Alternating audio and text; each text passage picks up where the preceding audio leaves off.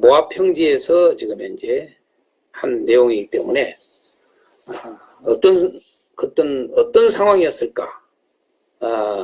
방금도 이제 보면은 이제 여러 장소들을 이야기를 하잖아요. 여시못부터 시작해서 이제 뭐 쭉 이야기를 하는데 그 뭡니까 이제 그 가나안 약속의 땅을 이제 가기 위해서 이제 바로 이제 그 여리고도 이야기하고 사해가 바로 앞에 있다로 이야기 사해바다 그리고 이제 예루살렘 이렇게 그 정도로 이렇게 이게 가데스 바나도 이야기하잖아요. 뭡니까 이 모세가 하나님이 그곳을 약속의 땅을 보면서 이렇게 했던 것들을 한번 생각할 필요가 있겠죠. 또 이스라엘 백성들 그 어마어마한 그 대군이 그 광활한 그 넓은 그 평지에서 하나님의 약속의 땅을 바라보는데 야 대단하잖아요. 보면은요. 넓으면서도 저 멀리 그 희미하게 보이는 그 이러한 산새들 등성들을 보면은 상당히 어떤 신비로움도 좀 있어 보인 것 같습니다. 자, 오늘 신명기를 공부를 하겠습니다. 자, 신명기를 이제 우선 그 신명기라고 하는 책 이름에 대해서 좀 먼저 나누고 시작을 하겠습니다. 신명기에 대해서. 신명기라는 책 이름이 어떻게 됐는가라고 하는 것은 여러분 뭐 대강은 알겠습니다만은 이제 히브리인들이 그 신명기라고 하는 이 책 이름을 어떻게 불렀느냐 하면은 크게 세 가지로 불렀습니다. 크게 세 가지로. 엘레 하데바림. 엘레 하데바림. 그래서 이것들은 그 말씀들이다라는 말이거든요. 엘레라는 말이 이제 이것들이라는 말이고 하데바림 그 말이 그 말씀들 그 말이에요. 데바림이라고 했으니까 그래서 이제 이것들은 그 말씀들이다. 이제 원래 히브리어 성경 자체가 그들은 항상 성경 책 이름을 1장 1절 보편적으로 1절에서 그대로 나온 말씀을 그대로 그냥 가지고 이렇게 하지 않습니까? 1장 1절에 이렇게 우리에게 선포한 말씀이니라. 그래서 이제 이것은 이렇게 하면서 이것을 가지고 그대로 책 이름을 한 거지요. 또는 그러니까 이제 엘레 하데바림 또는 데바림 그냥 엘레 하데바림을 그냥 줄여서 데바림 이렇게 말씀들 이렇게 썼다는 것을 알 수가 있습니다. 신명기 책 이름을 히브리인들은 그렇게 불렀습니다. 이게 이제 대표적인 것이고 그 다음에 쓴 게 이제 세페르 토카오트라고 하는 이 책 이름을 갖다가 또 그렇게 부르기도 했습니다. 이들이요. 이게 책망의 책이다. 이걸 신명기를 책망의 책으로 그들은 불렀어요. 이 세페르 토카오트 이게요. 여러분 좀 어떤가요? 생각이? 신명기가 여러분 책망의 책인가요? 아닌가요? 여러분? 이건 좀 문제가 있다고 저는 보거든요. 신명기를 잘못 이해한 거죠. 어떻게 신명기 책을 갖다가 책망의 책이라고 할 책명을 이렇게 명명했을까? 세페르 토카오트라고. 일부는 그렇게 신명기를 책 이름을 이렇게 불렀다는 사실을 우리가 좀 또 참고할 필요가 있습니다. 책망의 책이다. 이렇게 했습니다. 그러지 않죠? 신명기가요. 결코 책망의 책이 아닙니다, 여러분요. 그 다음에 세 번째로 또 불렀던 것이 미시네 하토라라고 하는 말로 이렇게 그들이 불렀습니다. 이 신명기를요. 미시네 하토라 그래서 율법의 복사, 미시네가 이제 복사한다는 말이거든요. 이게 그래서 이제 율법의 복사. 그래서 그 17장 18절 우리가 신명기 17장 18절에 보면은 그대로 이렇게 돼 있습니다. 보면은 17장 18절에 보면은 율법의 등사본을 이렇게 나오잖아요. 율법서의 등사본, 그게 복사한다는 이야기죠, 여러분요. 그래서 그대로 미시네 하토라라고 그들은 이 신명기를 율법의 복사책이야 라고 그들은 불렀습니다. 아주 이건 신명기를 잘 제대로 말한 거예요. 미시네 하토라라는 말은 정확하게 본문의 근거에서 신명기 책 이름을 율법의 복사판, 율법의 복사책 이렇게 썼던 거예요, 여러분요. 이 히브리인들이 크게 세 가지로 신명기를 불렀다라고 하는 겁니다. 이제 그러고 이제 헬라어로는 여러분 이 책 이름을 이제 쉽게 얘기해서 뭡니까? 우리가 70인역이라고 그러죠. 70인역. 이 헬라어로 이것을 이제는 어떻게 했느냐? 듀테로노미온이라고 이렇게 했어요. 헬라어로. 듀테로노미온. 그 뜻이 뭐냐라면은 듀테로 제2의 노미온 율법이라는 말이거든요. 그래서 제2의 율법 그렇게 했어요. 제2의 율법. 그래서 이제 영어도 성경을 신명기를 듀테로노미라고 그대로 이 헬라어에서 그대로 해서 영어로 듀테로노미라고 쓴 거예요, 여러분요. 근데 이것은 여러분요, 이 헬라어 성경의 신명기 책 이름을 듀테로노미온이라고 하고 영어로 지금도 듀테로노미라고 쓰는데 이 제2의 율법이라고 제목이거든요. 이 말이 신명기 이름을 제2의 율법. 이건 조금 문제가 있습니다, 여러분요. 참고하시길 바랍니다. 제2의 율법 그러면은 여러분요, 복사라고 하는 의미와 다르게 생각을 하지 여러분 복사라고 생각을 안 해요. 제2의 율법 그러면 제1의 율법이 따로 있고 제2의 율법이 따로 있다. 그래서 또 다른 율법으로 생각을 하지 제2의 율법이라고 하는 말은 이게 듀테로노미온이라는 뜻이거든요. 또한 듀테로노미 영어로. 그래서 이것은 책 제목을 너무 잘못 저는 썼다 이렇게 생각을 합니다. 예. 그래서 여러분들은 그 영어로 이렇게 영어 성경을 쓰신 분들은 여러분 좀 참고를 하셔야 돼요. 이런 걸 알고 써야 됩니다. 잘못 알면 이 듀테로노미를 그렇게 이해를 해버린단 말이에요. 그래서 오히려 우리 중국 성경이나 우리 한글 성경이 이 책 이름을 신명기 책 이름을 이렇게 신명기로 썼어요. 신명기. 근데 이 신명기라고 이름을 오히려 우리 한국 성경이나 중국 성경은 신명기라고 썼는데 말 그대로 뭡니까? 거듭 명령한 책 그 말이거든요. 이게요. 거듭 명령한 책이거든요. 그러니까 거듭 명령했다는 말은 뭔 말이에요? 여러분요. 원래 있는 율법을 또다시 말을 한 거지. 또 다른 율법을 말한 건 아니라 그 말이에요. 제2의 율법이 아니에요, 여러분요. 꼭 아셔야 돼요. 원래 율법을 다시 재강조하는 거예요. 재강조. 그걸 꼭 아셔야 돼. 이런 부분들을 신명기서를 이해를 해야지. 그걸 이해를 못하면 이 책 이름만 가지고도 여러분요, 이렇게 의견이 크게 세 가지로 나눠진다는 것을 알 수가 있어요. 이것들은 말씀드리다 대바림이라고 그러면은 여러분 애매모호하잖아요. 여러분 성경이 다 대바림이지 무슨 대바림이 아닌 게 어디가 있어요. 그렇잖아요.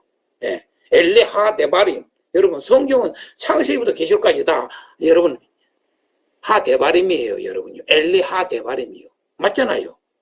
그러니까 이건 무진장이 애매모호한 이건 책 이름이고 요건 좀 그렇고 그 다음에 뭐냐라면은 책망의 책이라는 말도 신명기를 잘못 이해한 책이다. 그 다음에 제2의 율법이라는 말도 잘못 말한 책이다. 율법의 복사라는 말이 정확하다. 이걸 알 수가 있어요. 근데 크게 봐서 이렇게 신명기를 갖다가 책에 대해서 책 이름부터가 벌써 이해도가 이렇게 요렇게 이해를 하거나 아니면 요렇게 이해를 하거나 요렇게 이야기하는 세 종류로 이해를 할 수가 있다라는 사실을 여러분 벌써 책 이름을 통해서 알아야 돼요. 이게. 그러면 전혀 달라요. 차원이 달라요. 책망으로 책으로 성경을 신명기를 본다? 그러면 전혀 다르게 봐버리는 거죠. 자, 제2의 율법으로 봐버린다? 그러면 제1의 율법하고는 또 다른 율법으로 생각을 해요. 그래서 이게 하나님에 대한 이해가 잘못되게 되는 거예요. 그래서 이 세 가지 주장들이 나타나게 된다는 거예요. 책 이름 자체만 봐도요. 그러나 분명하게 제가 말씀드립니다. 여러분, 미신의 하토라, 이 율법의 복사, 이 말과 우리가 쓰고 있는 신명기라는 말은 사실 같은 의미예요. 같은 의미. 네. 그래서 아주 이름이 좋다. 신명기를 잘 지었다. 네. 거듭 명령한 책. 그래서 1장 5절을 여러분 보면은 제가 이렇게 1장 5절 해놨습니다만은 1장 5절에 단서를 해놨어요. 이 율법을 설명하기 시작하였더라. 그래서 율법을 설명한 책이에요. 또 다른 율법이 아니라 제2의 율법이 아니라 또 책망의 책이 아니라 율법을 설명하는 거예요. 우리가 쉽게 말해서 뭐예요? 율법을 설교한 거예요. 설교.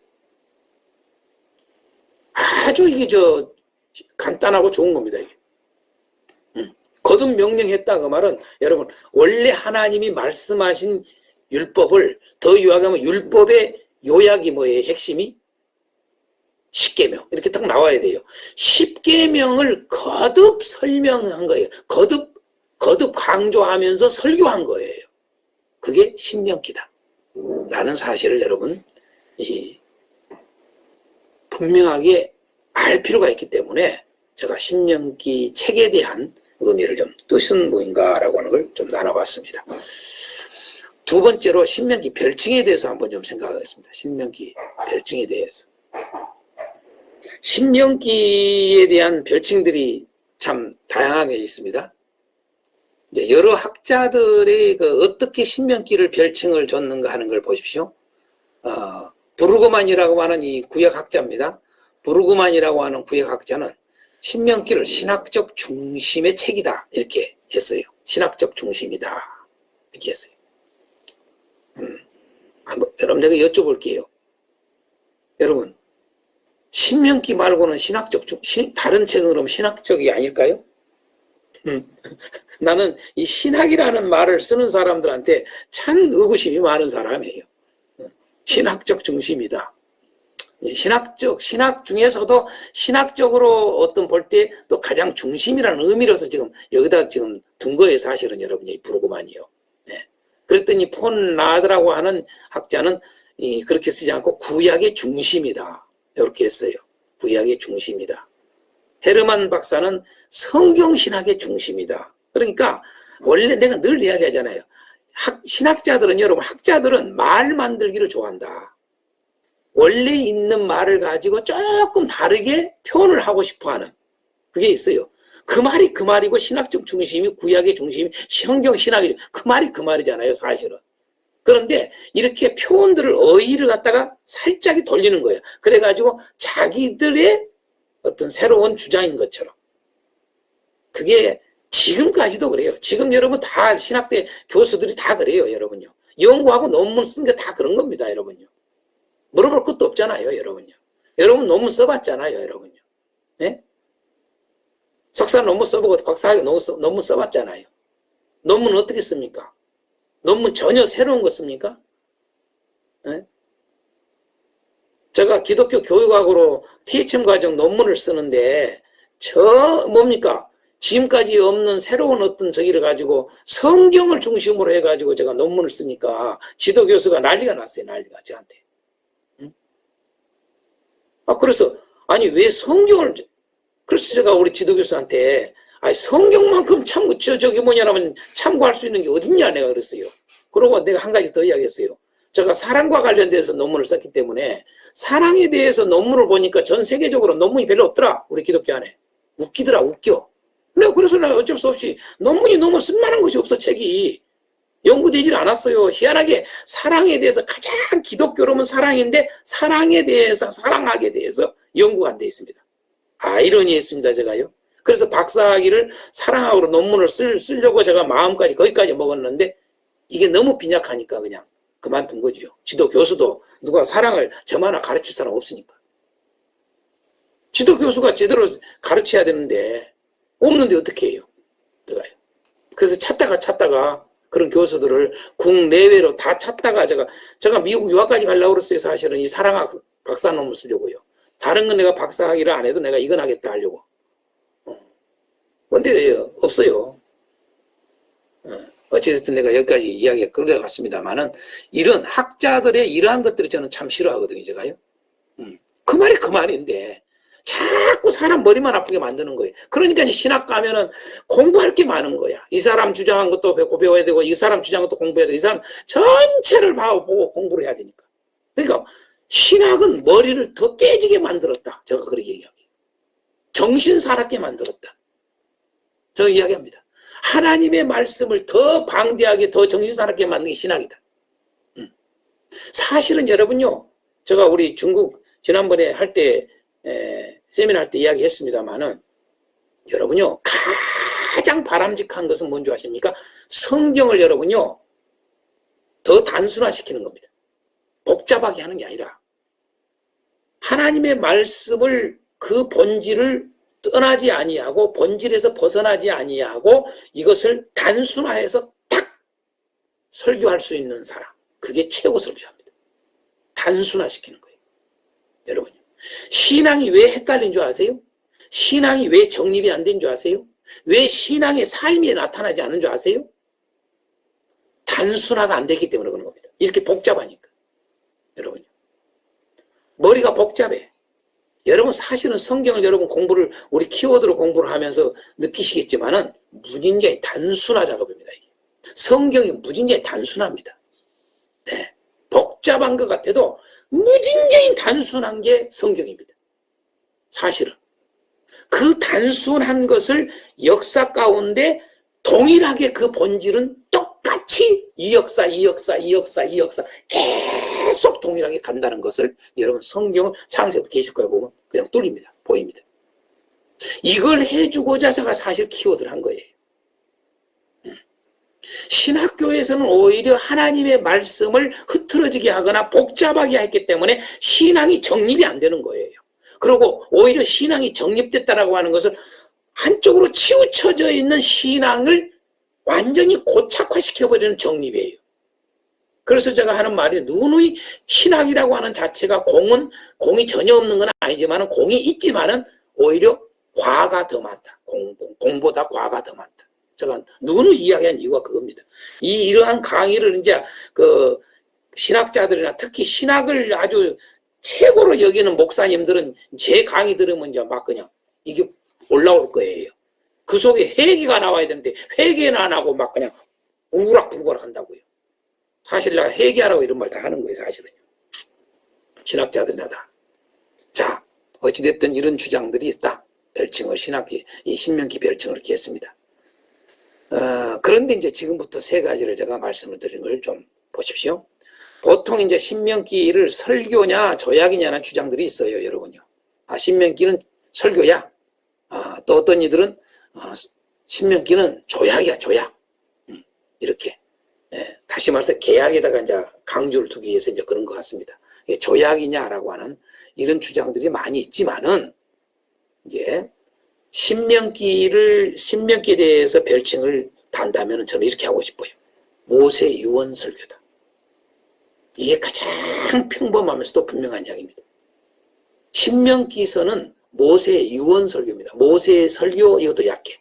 모세의 유언 설교입니다. 유언 설교. 이제 오늘 신명기 이제 배우시면서 이제 아시겠지만은 모세가 죽음을 앞두고 한 마지막 설교예요. 그게 신명기입니다. 이것을 정확하게 이해를 해야 모세의 감정이 우리 속에 들어와야 됩니다. 성도들이. 이 청취자들이 여러분 성경을 신명기를 보는 자들이 여러분요. 신명기는 모세의 유언 설교, 죽음을 바로 앞둔 바로 유언 설교입니다.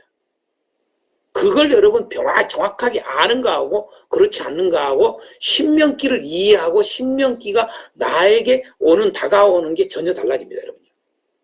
감정과 이런 느낌들이 다요. 분명히 알아야 됩니다. 우리는 신명기는 모세가 죽음을 앞둔 유언 설교다라고 하는 거 꼭 아실 필요가 있습니다. 반드시 성도들은 이것을 처음부터 확실하게 해줘야 됩니다. 그래서 모세가 죽음을 앞두고 정말 자기는 현재 가나안 땅에 못 들어가. 이미 그건 알았어. 하나님이 너 가나안 땅 못 들어가 여기서 죽어. 그럼에도 불구하고 이들 때문에 백성들 때문에 가지 못하게 됐는데 여러분 그러면서 이제 지금 현재 죽음이 바로 눈앞에 있는 걸 뻔히 알면서 모세가 설교한 거거든요. 하나님이 다 알려줬으니까. 자기는 지금 현재 기력도 쌩쌩하고 우리가 알다시피 여러분요 모세는 죽을 때 어땠다고 그랬습니까? 여러분요 전혀 기운이 없거나 이런 게 없어요 말이죠. 아주 여러분요 그 120살 되는 이 노인이 젊은 청년처럼 여러분요 피곤함도 모르고 강력했어요. 여러분. 그러니까 여러분이 하나님이 안 알려주면 모르죠. 근데 하나님이 너는 여기까지야 라고 알려주고 나서 여러분 설교한 게 신명기입니다. 그러니 이 1장서부터 쫙 그 모세가 이게 죽음을 앞두고 어떤 마음과 심정으로 설교를 했는가를 느끼면서 이것을 읽어야 됩니다. 그리고 또 이렇게 여러분 요즘에 좋지 않습니까? 성경 66권 듣기가 다 있지 않습니까? 읽기도 하고 저는 듣기도 하고 그러거든요. 그런 마음으로 들으라고 그러십시오. 정말 신명기가 달리 다가올 겁니다. 이게 아주. 그래서 모세의 유언 설교라고 하는 것을 여러분들 좀 잊지 말아야 됩니다. 제가 그 부분을 근거를 조금 해주겠습니다. 자, 4장 앞부분이란 말이죠. 신명기 앞부분 4장 22절에 딱 말하잖아요. 나는 이 땅에서 죽고.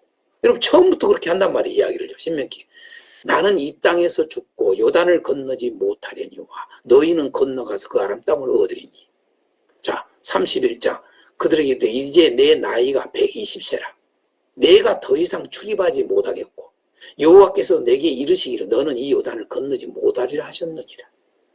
자, 31장 14절 여호와께서 모세에게 내가 죽을 기한이 가까웠으니. 다 알아요 지금요. 여호수아를 불러서 함께 해막으로 나오라. 내가 그에게 명령을 내리리라. 31장 27절 누가 이제 들어온가? 31장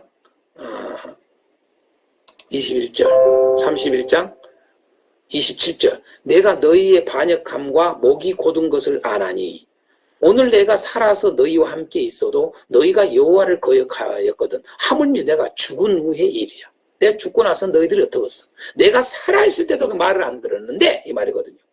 너희들이 내가 살아있을 동안에도 내 말을 그렇게 안 듣고 하나님 말씀 안 들었는데 내가 죽고 나서 너희들이 어떨까? 이 정도로 심정들을 좀 봐야 됩니다.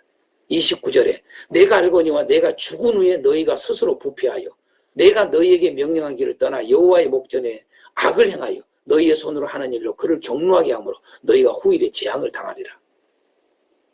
50절 32장 50절 내 형 아론이 호르산에서 죽어 그의 조상에게로 돌아간 것 같이 너도 올라가는 이 산에서 죽어 내 조상에게로 돌아가리니. 33장 1절 하나님의 사람 모세가 죽기 전에 이스라엘 자손을 위하여 축복함이 이러하니라. 34장 4절 5절 여호와께서 그에게 이르시되 이는 내가 아브라함과 이삭과 야곱에게 맹세하여 그의 후손에게 주리라 한 땅이라. 내가 네 눈으로 보게 하였거니와 너는 그리로 건너가지 못하리라 하시며 이에 여호와의 종 모세가 여호와의 말씀대로 모압 땅에서 죽어. 여러분요 모세가 자기가 여러분 죽기 전에 한 설교라는 사실을 이렇게 많이 입증을 했습니다. 한두 번만 한 게 아니라 처음부터 저 끝에까지 자기가 죽기 전에 한 유언 설교라는 사실을 이렇게 근거들 여러분 꼭 알 필요가 있습니다. 이게 매우 중요합니다. 신명기에서. 다 같이요. 신명기는 모세의 유언 설교입니다. 시작.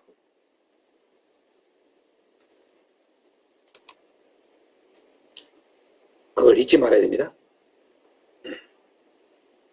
이게 아주 중요해요. 자, 두 번째로 더 조금 제가 이야기 드리겠습니다. 신명기를 뭐라고 또 할 수 있느냐? 생활의 지침서. 여러분, 생활의 지침서. 신명기는 생활의 지침서예요.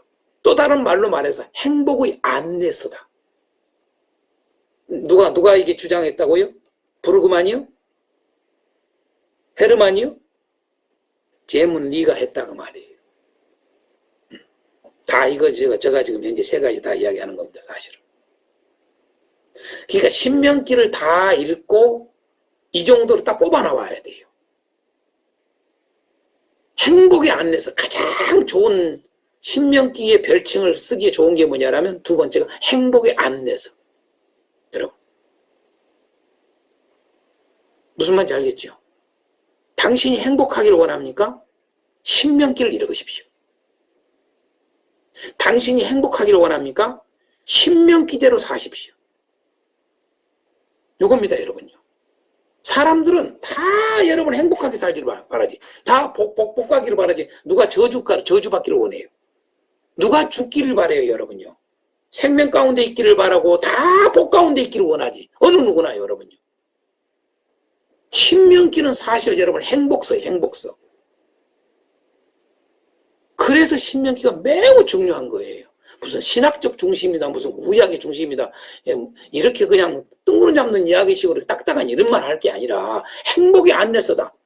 여러분요, 성도들이 이런 거 이야기해가지고 뭐가 들고 다가오겠어요? 아무것도 안다고 하지. 그러니까 학자들이, 신학자들이 이런 식으로 해가지고 목사님들을 갖다 배출하니까 목사님들이 이게 안 되는 거예요. 그러니까 성도들이 안 되는 거예요, 이게. 제가 왜 이렇게 키워드로 성경을 가르치는지를 아셔야 됩니다.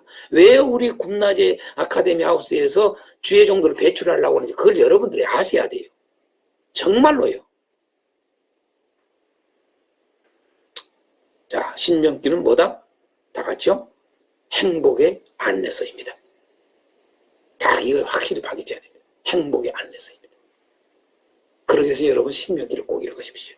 그러기 위해서 여러분 신명기를 잘 배우십시오. 그러면서 여러분 신명기를 쫙 여러분 이렇게 개요부터 시작을 해서 쫙쫙 신명기를 가르쳐야 됩니다. 마지막으로 신명기의 별칭을 이렇게 제가 말씀드렸어요. 교회론의 기초서다. 교회론의 기초서다. 그러니까 교회론의 기본서예요. 기본서. 우리 교회들이 여러분요. 이 신명기는 여러분요. 왜 교회론의 기초서냐면요. 여러분요. 지금 이스라엘 백성들이 지금 교회예요. 교회.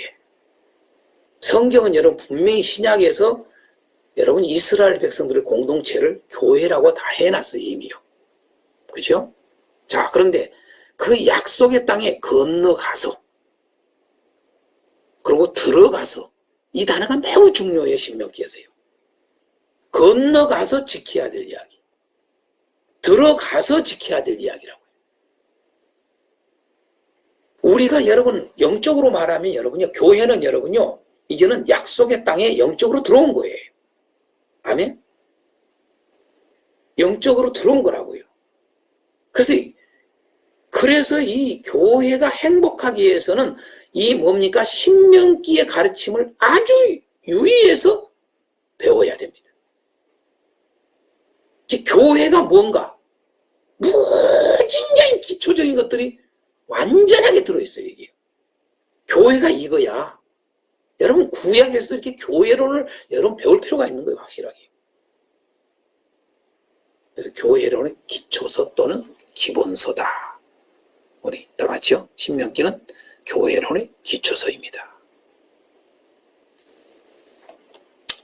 그래서 이걸 좀 여러분들에게 나눠봤습니다. 아주 의미심장한 이야기입니다. 이런 게요. 그러니까 어디서도 이런 개요들을 이렇게까지 이야기를 안 한다고요. 그냥 요거 이야기를 할 정도로 많아요. 여러분요.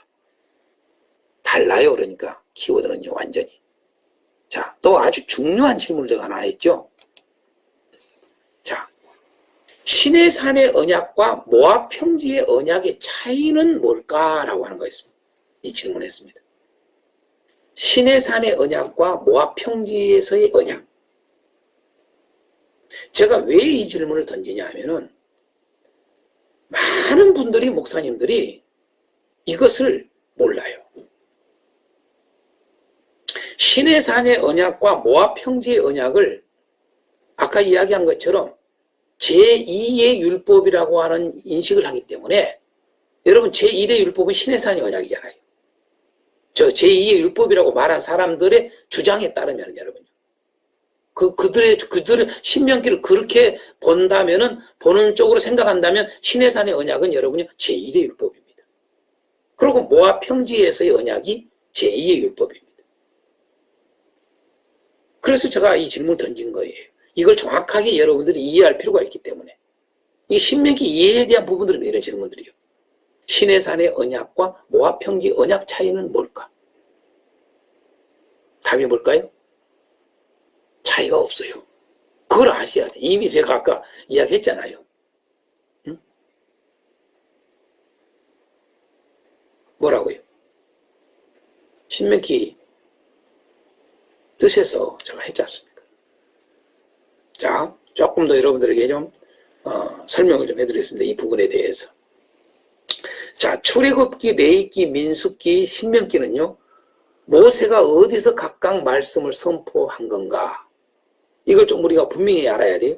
자, 출애굽기서하고 레위기서, 민수기서, 신명기서가 이게 다시 말해서 이 네 개의 책이 모세가 어디서 각각 말씀을 선포해요? 선포예요, 선포. 다 여러분요. 선포한 거잖아요. 왜 선포라고 그래요? 여러분요. 다 이제 설교를 하잖아요, 설교를. 이르시되, 이르되 이 말이 나오지 않습니까? 그래서 선포한 거거든요. 그래서 출애굽기는 어디서 선포했냐면 시내 산에서 선포를 해요. 그렇죠? 예, 그게 출애굽기 19장 1절 3절에 이스라엘 자손이 애굽 땅을 떠나 지금 현재 율법 말하는 거예요. 말씀을 선포한다. 율법을 선포한다. 그 말은 같은 말이에요, 여러분요. 자, 이스라엘 자손이 애굽 땅을 떠난 지 3개월 되던 날 그들이 시내 광야에 이르니라. 그대 보면은 밑에 여호와께서 산에서 그를 불러 말씀하시되 너는 이같이 야곱의 집에 말하고 이스라엘 자손들에게 말하라. 그래서 여러분요, 이제 이 20장서부터 20장이 여러분 잘 알다시피 뭡니까? 여러분 십계명이 나오지 않습니까? 그렇죠? 그래서 첫 번째 율법을 말씀한 곳이 시내산입니다. 시내산. 출애굽기서는 시내산에서 선포를 하죠. 그렇죠? 자, 레위기서도 마찬가지예요. 레위기서도 시내산에서 선포한 겁니다.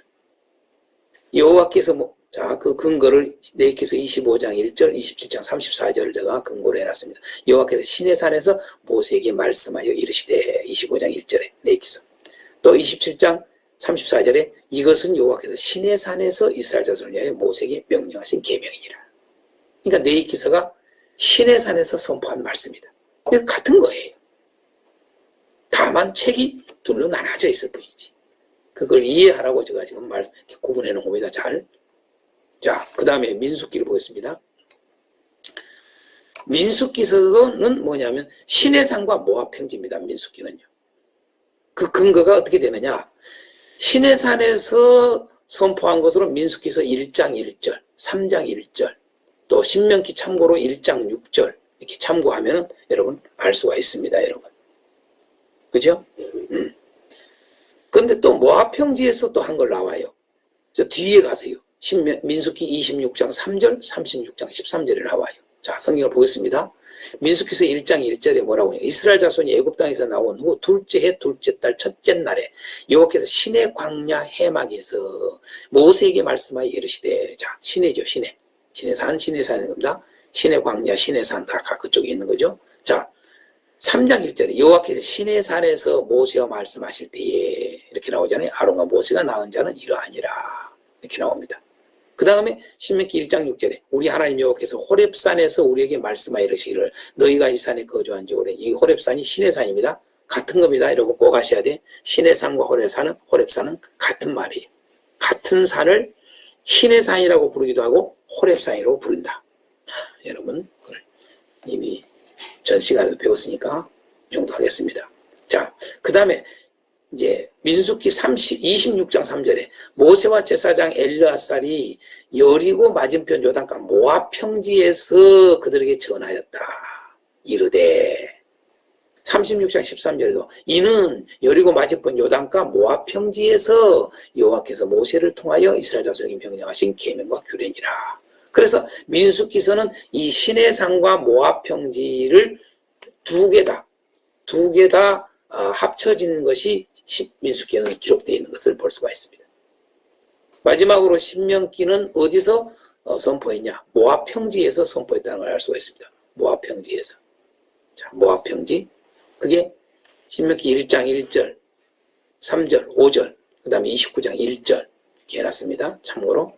자, 이는 모세가 요단 저쪽 숨 맞은편의 아라바 광야, 곧 바란과 도벨과 라반과 하세롯과, 그러니까 아라바 광야와 같이 니코를 쓰고 있는 게 바란, 도벨, 라반, 하세롯, 그 다음에 디사합 사이 이렇게 있잖아요. 구체적으로 쓰기 하면 아라바 광야에 있는 곳, 이 아라바 광야가 바로 이 모압 평지에 있는 곳입니다. 이게요. 자, 말씀하시니라. 신명기 1장 1절 이렇게 되어 있어요. 자, 1장 3절에 뭐라고 된 거 보세요. 40째 해 11째 달, 그 달 첫째 날에, 그러니까 이제 때를 정확하게 이야기하죠. 40년이죠. 광야 40년이 다 끝날 때쯤이죠. 그잖아요? 네, 그걸 보셔야 됩니다. 모세가 이스라엘 자손에게 여호와께서 그들을 위하여 자기에게 주신 명령을 다 쓰나 모세가 요단 저쪽 모압 땅에서 이 율법을 설명하기 시작하였더라. 자, 모압 땅이라 나오죠. 그죠? 요단 저쪽, 요단 저쪽. 같죠? 그러니까 요단 저편, 요단 이편. 요단 이편은 여러분요, 예루살렘 쪽입니다. 여기 요단강을 사이로 두고 요쪽, 지금 하나님이 약속했던 땅 요쪽을 말해요. 그죠? 요단 저쪽은, 저편은 여러분 이게 동쪽을 말해요. 이건 서쪽이고요. 그걸 아셔야 됩니다. 그래서 모압 땅에서 말씀을 선포하기 시작했다. 신명기 1장 5절에 나오잖아요. 29장 1절에도 호렙에서 이스라엘 자손과 세우신 언약 외에 여호와께서 모세에게 명령하여 모압 땅에서 그들과 세우신 언약의 말씀은 이러하니라 라고 모압 땅에서 이제는 이 신명기는 설교했다라고 하는 것을 말씀을 우리가 알 필요가 있습니다. 자, 이제 이건 구분됐죠? 자, 그럼 신의 산은 어디인가? 자, 그거 이미 민수기 할 때도 했기 때문에 간략하게 하겠습니다. 신의 산은 어디 있는가? 자, 신의 산은 호렙산, 호렙산이라고 그러기도 하고 하나님의 산이라고 성경은 되어 있어요. 그게 근거가 출애굽기 3장 1절에서 2절, 그 다음에 출애굽기 19장 18절, 그 다음에 신명기 4장 10절, 그 다음에 5장 2절 등등 이렇게 되어 있습니다. 여러분 참고하시면 됩니다. 자, 그런데 이렇게 나와요. 왜 이것을 지금 세 가지를 다 이렇게 하냐면 막 호렙산이라 쓰기도 하고 신의 산이라 쓰기도 하기 때문에 헷갈리지 말라고 지금 현재 이걸 정리를 해놓은 겁니다. 제가 여러분들. 자, 출애굽기 3장 1절에서 2절을 보겠습니다. 모세가 그의 장인 미디안 제사장 이드로의 양떼를 치더니 그떼를 광야 서쪽으로 인도하여, 자, 서쪽으로 인도하여 하나님의 산 호렙의 이름에 여호와의 사자가 딸기나무 가운데로부터 나오는 불꽃 안에서 그에게 나타나시니라. 그가 보니 떨기나무에 불이 붙었으나 그 떨기가 사라지지 아니하는지라. 잘 보십시오. 지금 현재 이 신의 산을 뭐라고 그래요? 여러분요, 여기서는 출애굽기에서는 지금 현재 모세가 미디안에 있습니다. 미디안. 여러분 이 하나님의 산 호랍이라고 그래요. 호렙산이라고 그러잖아요. 그 호렙산이 곧 하나님의 산. 자, 신의 산 같이 쓴단 말이에요. 똑같이 지금 현재 이제 쓰는 걸 잘 보세요. 출애굽기서에서 같이 씁니다. 그런데 보세요. 그게 어떻게 됩니까? 바로 모세가 이 하나님의 산 호렙산은 미디안에 있다는 걸 아셔야 됩니다. 미디안에서, 그렇죠? 미디안, 그러니까 서쪽. 서쪽은 어디 쪽으로 가깝다는 거예요? 여러분, 가나안 땅 쪽으로 가깝다 그 말이에요.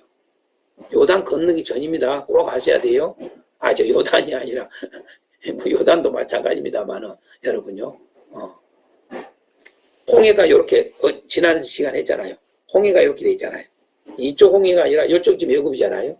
지금 현재 요 홍해 건너서가 여기 미디안이라고 했잖아요. 미디안. 여기가 모압 평지 여기 위에가 있고 여러분요. 그걸 아셔야 됩니다. 그러니까 미디안 여기. 거기에 여러분 미디안에 여러분 신의 산이 있는 거예요. 여기 삼각주 여기 안에 신의 산이 있는 게 아니고 호렙산이 곧 또는 하나님의 산이라고 합니다.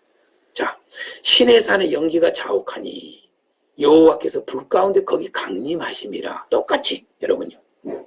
그러니까 하나님의 산이 얘기해요. 자, 출애굽기 같은 출애굽기 있습니다.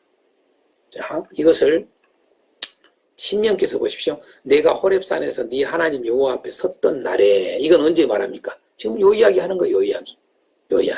여호와께서 내게 이르시기를 나에게 백성을 모으라. 내가 그들에게 내 말을 들려주고 그들이 세상에 사는 날 동안, 지금 요 이야기 한 거예요. 요 이야기. 19장 18절 정확하게 말하면 민수기에서 19장 18절 말씀을 신명기에서는 이렇게 말하고 있는 거예요. 옛날에 과거 이야기를 하는 거예요. 내가 호렙산에서 내 하나님 여호와 앞에 섰던 날에, 이때 그 말이에요. 나에게 백성을 모으라. 내가 그들에게 내 말을 들려주리라. 그들이 세상에 사는 날 동안 나를 경외함을 배우게 하며 그 자녀에게 가르치게 하리라 하심에 너희가 가까이 나와서 산 아래에 서니 그 산이 불이 붙어, 여기 불 붙어 있잖아요. 불 가운데로 닿았으니까 불이 붙어 불길이 충천하고, 저렇게 19장에 보면 이 내용이 자세히 나오지 않습니까? 어둠과 구름과 흑암이 덮였는데, 그래서 막 백성들이 두려워 떨었잖아요. 무서워서. 그래서 하나님이 직접 말씀하지 말고 당신이 말씀하시옵소서. 그래서 이제 그때부터 여러분요, 하나님이 직접 백성들에게 말씀하지 않고 모세가 하나님 말씀을 대신 전달해 주게 된 그 근원이 여기에 출발이잖아요, 여러분요. 지금 그 이야기 하는 거예요. 보세요. 여기 신의 산이라고 돼 있는데 분명히 출애굽기서는요, 여기는 호렙산이라고 말을 해요. 그래서 호렙산과 신의 산은 이코로, 이제 아셨죠? 자, 그 다음에 5장 2절을 보세요. 우리 하나님 여호와께서 호렙산에서 우리와 언약을 세우셨나니. 지금 현재 요 이야기예요, 요 이야기. 주로 그때 그 처음 율법을 줬을 때 이야기입니다. 언약을 10계명 줬을 때 이야기입니다. 이 이야기가 다 동일한 이야기입니다. 세우셨나니 이 언약은 여호와께서 우리 조상들과 세우신 것이 아니요. 여러분 잘 들으셔야 돼요. 우리 조상들 세우신, 오늘 여기 살아있는 우리, 곧 우리와 세우신 것이라. 너희들을 생각할 때에, 그때에 하나님이 처음 내가 율법을 받을 때에 여러분 너희 조상들하고만 언약을 맺었다 생각하지 마. 바로 이 말씀은 그 당시에 말씀한 건 지금 우리에게도 동일하게 언약을 하는 거야 라고 지금 말하고자 하는 거예요. 이해가 되시죠? 오늘 여기 살아있는 우리, 곧 우리와 세우신 것이라. 여호와께서 산 이 불 가운데서 너희와 대면하여 말씀하시네 이러잖아요. 자, 그래서 결론을 제가 해놨습니다. 시내산 언약과 모압 평지의 언약 차이는 없다? 여러분 어떤다? 차이가 없다. 그걸 꼭 아셔야 됩니다. 왜? 서로 다른 언약이라고 주장한 사람들이 많이 있습니다, 여러분. 여러분들 중에 그렇게 알고 있는 분들도 있을 거예요. 오늘부로 정리를 딱 확실하게 하시라고 말이죠. 차이는 없다. 그래서 내가 자세하게 읽어드린 겁니다. 동일하다. 다만 민수기는 정복의 원칙을 말하는 거다. 민수기서에서의 이 율법이 바로 뭐냐라면 정복의 원칙을 말하는, 다시 말해서 정복에 대한 순종을 요구하는 거예요. 똑같은 율법을 말하지만. 신명기에서는 다스림의 원칙을 말하고 있다는 것을 아주 중요한 구분입니다.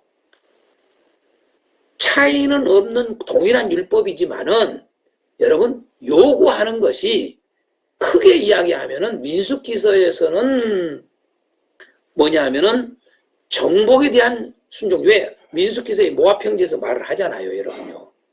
방금 봤듯이.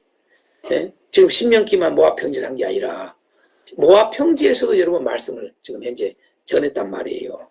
신민수기서에. 그래서 말씀드리는 거예요. 정복에 대한 순종을 요구를 하는 거예요. 거기서는요. 율법을 말할 때. 신명기서에서의 율법은 여러분요. 포인트가 어디다 강조점이냐면 그 약속의 땅에 들어가서 그들을 다스림에 대한 순종을 요구하는 거예요. 너희들이 이 완전히 뭐냐라면은 이 약속의 땅을 다스리기 위해서는 너희들에게 저들에게 잡혀먹지 않고 너희들이 완전히 다스리기 위해서는 이 언약을 지켜야 돼. 순종해야 돼. 그 말이에요, 여러분. 계명을 지켜야 돼. 그 말입니다, 여러분요. 그게 여러분 신명기가 쓴 포인트예요.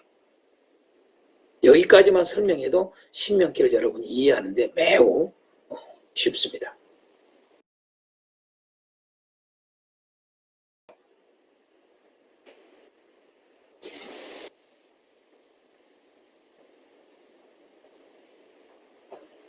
약속의 땅에서 가서 영원히 자손 대대로 약속의 땅에 들어가서 너희들이 거기서 쫓겨나지 말라고. 너희들이 멸망하지 말라고. 근데 여러분요, 이걸 안 지켜가지고 결국은 여러분 이스라엘 역사가 뭘 보여줘요? 선지서가 그걸 보여주잖아요. 결국은 이거 안 지켜가지고 여러분요, 난장판 된 것 역사가 보이잖아요. 역사서를 통해서 선지서, 예언서를 통해서 다 보여주잖아요. 신명기대로만 했으면은 그런 일이 없죠. 오늘 우리 교회가 바로 똑같은 거예요. 이대로만 하면 교회는 여러분요, 복을 누리고 여러분 생명을 얻고 결코 없어지지 않습니다. 망하지 않습니다. 근데 지금까지 우리 교회의 역사를 봐요. 교회가 말씀대로 안 했기 때문에 교회들이 다 없어지는 거예요.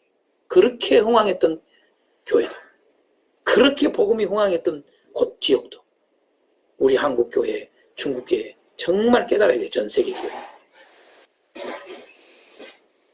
자, 마지막으로 신명기 특징, 여러분, 오늘이란 단어, 이제란 단어, 지금이란 단어를 엄청 강조해요. 여러분, 보시면 알죠. 100회 정도나 나오면 100회, 여러분. 오늘, 이제 다 같은 의미예요. 오늘, 이제, 지금. 무슨 말이에요? 지금 현재가 중요하다는 거예요. 지금이 중요하다는 거예요. 따라갑시다. 미래는 지금으로 결정된다. 미래는 오늘로 결정되는 거예요. 내일로 미래가 결정되는 게 아니에요. 오늘 어떻게 하느냐가 내일을 결정짓는 거예요. 지금 어떻게 하느냐가 여러분요 나중에 결정되는 거예요. 그런데 오늘에 대해서 지금에 대해서 이걸 수많은 사람들이 관심을 안 둬요. 그러기만 잘 되기 바라요. 내일이. 그러기만 내일이 잘 되고 미래가 잘 되고 장래가 잘 되길 바래. 이런 어불성설이 어딨냐 이 말이에요. 오늘이 중요합니다. 지금이 중요합니다. 지금 지켜 행하는 거예요. 오늘 지켜 행하는 거예요. 그런 사람에게 내일 생명이 있는 거예요. 그런 사람에게 행복이 내일 있는 거예요. 그게 성경이 말하는 신명기가 이거 핵심이에요.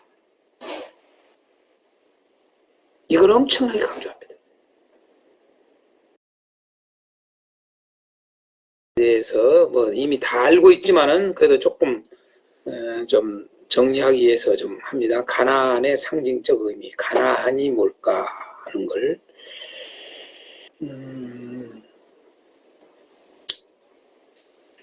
가나안의 어떤 의미들을 우리가 좀 특별히 이제 뭐 신명기에서 민수기서뿐만 아니라 이제 신명기에서의 가장 아주 놓치지 말아야 될 게 바로 하나님의 그 약속의 땅 가나안이거든요.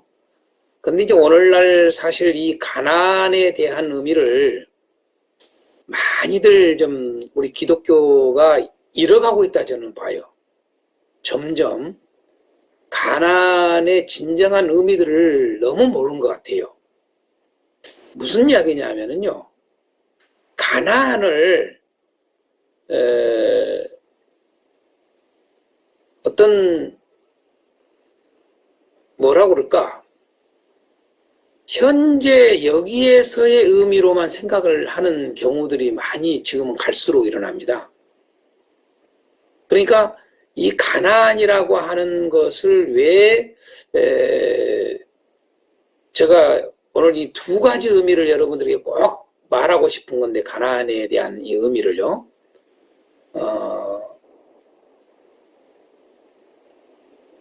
왜 그러느냐? 너무 한쪽으로만 치우쳐 있는 경우들을 많이 제가 목격을 해요. 이 가나안에 대한 의미를요. 오늘날 기독교인들이 현대 기독교인들이 어느 가나안을 어떤 상징적 영적 의미로만 생각을 해서 그렇게 생각을 하거나 아니면은 반대로 그런 의미로 전혀 관심 없고 생각하지 않고 오직 저 새로운 세상의 미래 그러니까 공간적 의미 장소적 의미로만 또 오로지 생각을 하는 그런 경향들이 있습니다. 우리 기독교 안에. 근데 요즘 현대 기독교에 와서는 점점 뭐가 약화가 되느냐면 장소적 개념이 약화가 돼요. 가나안의 이 진정한 의미에 대해서. 그러니까 하나님의 약속의 땅 그런데 그 약속의 땅에 대한 이 가나안을 무슨 저 천국으로 이렇게 볼 필요가 없다. 천국이 따로 있는 게 아니다. 천국은 우리가 여기서 우리가 영적으로나 상징적으로나 그러한 어떤 가치관적으로 생각해야지 무슨 장소적 그것은 미개한 옛날에 그 잘못된 그런 주장들이다. 이러한 사상들이 우리 기독교 안에 지금 상당히 지금 저변에 깔려가고 있어요. 여러분들은 어떻게 주위에 그걸 보시고 계신가 모르겠지만은 그래서 제가 이 가나안의 진정한 의미가 뭐인가 이걸 좀 다뤄야 된다고 생각해서 특별히 신명기는 이제 이 가나안 땅에 대해서 강조를 많이 하니까 특별히 이것을 좀 나눕니다. 자, 가나안의 의미는 반드시 두 가지를 다 여러분 가지고 와야 됩니다. 어느 한쪽으로만 생각하면 안 됩니다. 하나는 가나안이라고 하는 이곳이 뭐냐면 낮은 땅을 의미한다는 걸 잊지 마세요. 낮은 땅. 가나안이라고 하는 이 자체가 낮은 땅의 의미를 가지고 있습니다, 여러분요. 그걸 꼭 잊지 마세요. 그리고 또 하나는 뭐냐? 젖과 꿀이 흐르는 땅. 이건 다 대부분 알잖아요. 젖과 꿀이 흐르는 땅. 이거예요. 정말 이 가나안 땅이 왜 젖과 꿀이 흐르는 땅으로 했을까? 상당히 뭡니까? 이게 상반된 개념들을 가지고 있는 거예요. 낮은 땅이라고 하는 것은 우리가 이런 쪽도 한번 생각할 필요가 있어요. 아주 낮은, 그러니까 안 좋은 환경이 안 좋다, 상황이 안 좋다, 이런 의미들도 생각할 필요가 있어요, 여러분요. 가나안이요. 그래서 가나안이라는 뜻 자체가 낮은이라고 하는 의미를 가지고 있습니다, 여러분. 그래서 낮은 땅이라는 걸 먼저 알아야 돼요. 가나안의 의미를 우리가 정확하게 하려면. 그래서 이 낮은 땅이라고 하는 말이 왜 썼을까 하는 걸 여러분 조금만 생각하면 나오는 거예요. 왜 가나안을 하필이면 했을까, 하나님은. 약속의 땅으로. 여러분, 섬김과 관련된 거예요. 낮아져야 섬기지, 낮아지지 않으면 섬길 수가 없잖아요. 그렇죠? 네? 낮아져야 돼요. 낮아지지 않으면 섬길 수가 없어. 그런데 또 놀라운 것은 이미 여러분들이 출애굽기서부터 지금 배우면서 이미 지금 하고 있지만은 여러분, 섬김이 없는 안식은 오질 않아요. 결코. 우리가 이제 신명기 배우고 나서 또 여호수아 이제 들어가면 또 이 부분을 여러분 이해하게 될 거예요. 자, 그래서 안식이 결국은 가나안은 안식이라고 하는 의미를 깊이 가지고 있는 거예요. 여기까지 오는 거예요. 가나안은 안식이라고 하는 의미를 가지고 있죠. 그건 여러분이 이미 가나안은 그런 의미를 가지고 있다는 것을 성경 전체적으로 여러분 알 거예요. 가나안 자체가. 안식이에요, 안식. 근데 그 안식이 그냥 오는 게 아니라는 거죠. 낮아져요. 낮아져야 섬겨. 섬김에서 안식은 온다. 꼭 잊지 말아야 돼. 이게. 그래서 가나안을 풀 때 이렇게 푸는 사람들을 제가 모르겠어요. 있는가? 이래야 정확하게 가나안의 의미를 알게 되는 거예요. 또 하나의 의미는 가나안은요, 왜 젖과 꿀이 흐르는 땅이라고 했을까라고 하는 거예요. 젖과 꿀이 흐른다. 여러분, 이것은 젖과 꿀이 흐른다는 말은 풍성의 의미를 가지고 있어요. 그렇죠? 풍성하다는 거야, 거기는. 그러면 이 풍성과 관련된 건 뭐예요? 여러분, 생명과 관련된 거예요. 생명. 그래서 가나안의 의미는 이 안식과 생명이라고 하는 이 의미를 우리에게 알려주는 거예요. 그걸 가지고 있는 게 가나안이에요. 예. 이해가 되시죠? 꼭 이걸 놓치지 말아야 돼요. 안식과 생명. 글씨 색깔을 여러분 다른 색으로 하면 더 좋겠습니다. 검정을 하지 말고 뭐 빨간색하고 파란색을 하든가. 그러면 좀 구분이 되겠죠? 그래서 가나안의 의미가 이 두 가지를 가지고 있다 하는 것을 꼭 잊지 마셨으면 좋겠습니다. 그래야 우리가 가나안은 약속의 땅이잖아요. 그럼 하나님 뭘 약속했냐? 그거예요. 안식과 생명이에요. 그죠? 자, 그러면 여러분 보십시오. 안식이라고 하는 것은 장소적 개념까지 들어가는 거예요. 안식이요. 그죠? 그래서 우리가 진정한 안식을 얻게 되는 것은 가나안에 들어가야 돼. 그게 가나안이 결국은 천국이죠. 그죠? 네. 천국이란 말이에요. 그러니까 예수 그리스도 안에서 가나안이라는 것은 종합적으로 정리를 한다면 가나안이라는 의미는 예수 그리스도 안에서 얻는 것을 첫 번째로 의미하는 거예요. 그게 안식과 생명을 얻는 것. 예수 그리스도를 통해서 얻는 것. 안식과 생명. 바로 이게 가나안의 첫 번째. 그죠? 그래서 우리가 지금 현재 이 땅에 살아가는 가운데도 많은 어려움들이 있지만은 영적으로 안식을 가지고 있잖아요. 육적인 것은 안식이 아니라 할지라도 영적인 안식과 여러분 다시 말해서 평안이죠. 세상이 주지 못한 평안. 평안과 생명을 가지고 있잖아요. 영적으로. 그러나 이제 이게 완성이 된 게 뭐예요? 안식과 생명이 완성이 된 게 뭐예요? 여러분, 장소로 들어가는 거예요. 그게 천국이라고 하는 거예요, 약속이. 또 다른 하나님 나라라고 하는 거예요. 따로 있는 것이지. 그러니까 하나님 나라는 현재적이면서 미래죠. 이미와 아직이라고 하는 두 가지를 놓치지 말라고 하는 거예요. 이것은 아주 잘 발견한 거예요, 사실. 실학자들. 그것도 최근에 와서, 현대 시대에 와서 알게 된 거예요, 사실은요. 이미와 아직이라는 것도. 오랜 세월 몰랐어요. 이거 얼마나 더뎌요, 더뎌. 이게 신학은 더뎌. 이게 성경을 바로 알면 그냥 아는데. 여러분. 네? 성경을 보면은 그냥 이미와 아직이 그냥 금방 보이는데. 네? 성경을 붙들었으면 일찍이 알았지. 1000년 전, 2000년 다 알아버렸지. 그죠? 자, 이 정도만 말씀드립니다. 자, 그럼 신명기 키워드는 뭘까라고 하는 신명기 키워드. 신명기의 키워드는 여러분요, 계명을 지켜 행하라 라고 하는 게 키워드예요. 계명을 지켜 행하라. 이게 핵심이에요. 이 계명을 지켜 행하라 라고 하는 것을 직접 쓰는 게 한 30회 씁니다. 이거와 관련돼서 쓰고 있는 게 여러분, 계명을 지켜 행하라. 그 말은 언약을 지키라는 말. 그래서 언약이 25번 나와요.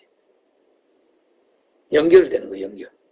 또 순종이라는 단어를 써도 상관없어요. 순종. 하나님 명령에 순종하라. 그 말하고 같은 말이에요. 계명을 지켜 행하라. 하나님 명령에 순종하라. 언약을 지켜라. 같은 말이에요. 순종이에요. 그 순종이라는 단어가, 이 단어가 앞에도 있고 가장 뒤에도 있단 말이에요. 1장에서 36절에 순종 단어가 나와요. 마지막 34장 9절에 또 순종의 단어가 나와요. 이건 중간에 있고. 그러니까 앞에와 뒤에가 순종이라는 단어는 여러분 많이 나오진 않았지만은 순종이라는 단어가 이렇게 돼 있어요. 앞에와 뒤에가 직접. 근데 이제 순종만 우리 생각하면 안 돼요. 우리는 성경에 이제 중국 성경에는 어떻게 되는가 모르겠습니다만은 순종이라는 단어와 여러분 청종이라는 단어는 사실은 같은 말이에요. 우리 한글 성경에는 순종이라는 단어도 쓰고 청종이라는 단어가 신명기도 같이 다 썼어요. 이게 한 번역자인데도 불구하고 그냥 한꺼번에 다 써버리면 좋은데 또 다른 걸로 생각할 수 있으니까. 그러나 이런 단어에 대한 어휘력이 있는 사람들은 다 알잖아요. 같은 말이잖아요. 순종, 청종, 그 다음에 들으라, 뭐 듣고 지켜 이런 말이잖아요. 듣고 싸마 하잖아요. 싸마라는 말을 여러분요 순종이라는 것으로 번역하게 됐어요. 싸마 같은 말이에요. 다요. 듣고 지켜라, 듣고 행하라. 여러분요 같은 말이에요. 여러분요 듣고 지켜라는 말은 순종해라 같은 말입니다. 여러분요 청종해라 같은 말입니다. 그래서 순종이라는 단어, 청종이라는 단어, 들으라라는 단어가 이스라엘아 들으라라는 말도 여러분요 아주 놀랍게도 여러분 신명기에 아주 핵심된 게 우리는 6장 5절만 있다 생각하면 안 돼요. 이스라엘아 들으라라고 하는 이 말이 여러분 5번 쓰여져요. 쉐마 그 말이에요. 쉐마가 6장 5절만 생각을 해 사람들은요. 그러니까 한번 고정시켜놓으면 그렇게 이상해진다고. 사실 쉐마가 6장 5절만 있는 게 아니에요, 여러분요. 쉐마. 이스라엘아 들으라는 말이 쉐마 아닙니까?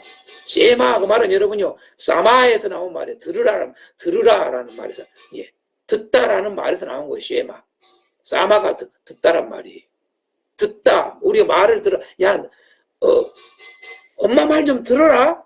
이 말은 뭐예요? 엄마 말에 순종하라. 같은 말이잖아요. 엄마 말에 청종하라. 그 말이잖아요, 여러분. 근데 이런 단어들이 신명기 안에 우리 한글 성경은 다양하게 다 들어있어요. 사실 다 같은, 여러분, 이 사마에서 다 온 이야기입니다. 원어상으로는요. 그래서 우리가 지난번에 내가 언젠가 이야기했는가 여러분들 들은 거 모르겠습니다만 우리가 아만이라고 하는 말에 우리가 아멘이라는 거 쓰잖아요. 아멘. 아멘이 아만이잖아요. 여러분. 히브리어로. 아만. 아만이라는 말이 뭐예요, 여러분요? 자, 믿는다 그 말이에요. 믿는다. 그러면 믿는다라고 하는 이 말 속에 아만이라는 말 속에 여러분요. 순종한다는 말이 같이 들어있어요. 히브리인들은 그렇게 사고가 돼 있어. 그러니까 한 단어에 여러분 이런 의미가 두 가지, 세 가지 의미가 들어있는 것 이해를 한단 말이에요. 그러니까 통전으로 우리가 본다 그런 말을 하잖아요. 히브리인들은. 헬라인들은 쪼개버리잖아요. 쪼개. 또 쪼개고 또 쪼개고 또 쪼개고. 헬라인들은요. 2분법을 3분법으로 쪼개버리고 이러잖아요. 여러분 헬라인들 특징이. 그렇잖아요. 둘 된 걸 갖다 셋으로 쪼개버리고. 막 쪼개잖아요. 막 쪼개. 이게 히브리인 구조와 헬레니즘 구조와 이게 완전히 구조가 다르잖아요. 그러니까 사실 헬레니즘들은 상당히 구체적인 것으로 들어가는 걸 좋아하는 거죠. 파고드는 게. 헬라 문화는요. 히브리 문화는 뭐예요? 하나만, 그냥 하나 이야기하면 둘을 이해할 정도로 그런 문화로 되어 있는 거예요. 언어가. 예. 굳이, 우리는 그러니까 왜 제가 이야기했잖아요. 믿음이라는 단어를 갖다가 원어만 여러분 알아도 알아본다 이거예요. 원어만 제대로 알았다 해도 알아요. 근데 원어를 그렇게 원어 배운 사람들이 여러분 저만 또 못해. 히브리의 원어가 여러분 예를 들어서 믿는다라는 단어가 여러분 순종한다는 단어를 포함하고 있는 거예요. 그런데 뭐냐면 우리 신약 성경에는 여러분이 믿는다는 단어를 따로 쓰고 순종한다는 단어를 따로 써요. 그 왜 그러느냐? 여러분은 헬라 사고이기 때문에, 헬라어기 때문에. 내가 눈을 이야기하잖아요. 쪼갠단 말이에요. 하나를 갖다가 둘로 쪼개놔버려. 그래서 여러분 꼭 보세요. 믿음과 순종 이야기를, 믿음과 지켜 행하라는 이야기를 꼭 쓰고 있어요. 사도 요한도 쓰고 있고, 다 쓰고, 사도 바울도 이 사고예요. 헬라어로 다 해놨기 때문에. 이제 이해가 된가요? 뭐, 언어까지 내가 여러분들 언어 가지고 또 이야기를 내가 할 필요가 없는데 너무 답답하니까 제가 하는 말이에요. 너무 답답하니까. 예? 언어 학자가 아닌데도 나는 히브리 학자, 헬라 학자도 아니에요. 딱 신학교 다닐 때만 내가 그때 공부했지 더 이상 내가 공부 안 한 사람이에요. 그거 내가 뭐 하려고 외우고 앉아있어요? 단어 외우고 뭐 하려고 그렇게 거기 파고들어요? 그 시간에 성경 파고들지? 언어 파고든다고 해서 내가 성경을 잘하는 게 아니란 말이에요. 원어는 어떻게 읽고 원어는 어떻게 되어 있는가 그 정도 기본적으로 알면 되는 거예요. 여러분요. 사전 찾기 하는 거 말하면 되고 그러면 쉬운 거예요. 여러분요. 그러니까 내가 이 정도 이야기하는 거죠. 저는요. 너무 엉뚱한 것에 시간을 투여할 필요 없다는 거죠. 성경 가지고 이게 아주 거기서 파고들고 해야 돼. 솔로몬과 같은 그런 자세를 가져야 돼. 그런 탐구 정신. 솔로몬이 그냥 지혜가 충만한 게 아니에요. 여러분요. 하나님 지혜 줬으니까 거기 그냥 충만했다. 여러분 그렇게만 생각하면 안 돼. 단순하게 생각하면 안 돼. 그만큼 하나님이 지혜를 줬고 또한 그렇게 탐구 정신이 강해. 솔로몬이. 그래서 세계적인 지식가란 말이에요. 세계적인 지성인이에요. 공자, 석가 아무것도 아니에요. 그 지성은요. 여러분요. 아리스토텔레스, 소크라테스, 여러분 플라톤 아무것도 아니에요. 여러분 솔로몬이 훨씬 지성이 뛰어나요. 사실은. 자, 나중에 그 이야기 좀 할 겁니다. 다른 데서. 우리가 구약 배우다 보면 제가 솔로몬 이야기 할 때 나올 겁니다. 자, 어찌됐든 중심 단어가 이겁니다. 지켜 행하라. 지켜 행하라. 이 순종, 바로 청종, 들으라 이런 말들은 다 지켜 행하라 그 말이에요. 이제 아시겠죠? 그래서 엄청납니다. 사실. 이 중심 단어가 많이 쓰고 있다는 거. 지켜 행하라. 계명을 더 정확하게 계명을 지켜 행하라 이 말이에요. 그걸 정확하게 아셔야 돼요. 그냥 순종 이런 개념만 알면 잘못할 수 있으니까. 계명을 지켜 행하라. 또 하나가 우리가 놓치지 말을 게 다스리라라는 단어. 다스리라.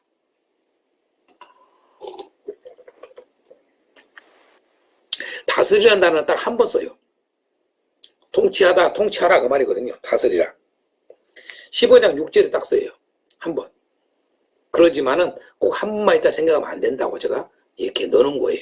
밟다라고 하는 단어도 다스리라는 의미와 연결된 거예요. 관련을 한 말이에요. 밟아. 다스리는 거예요.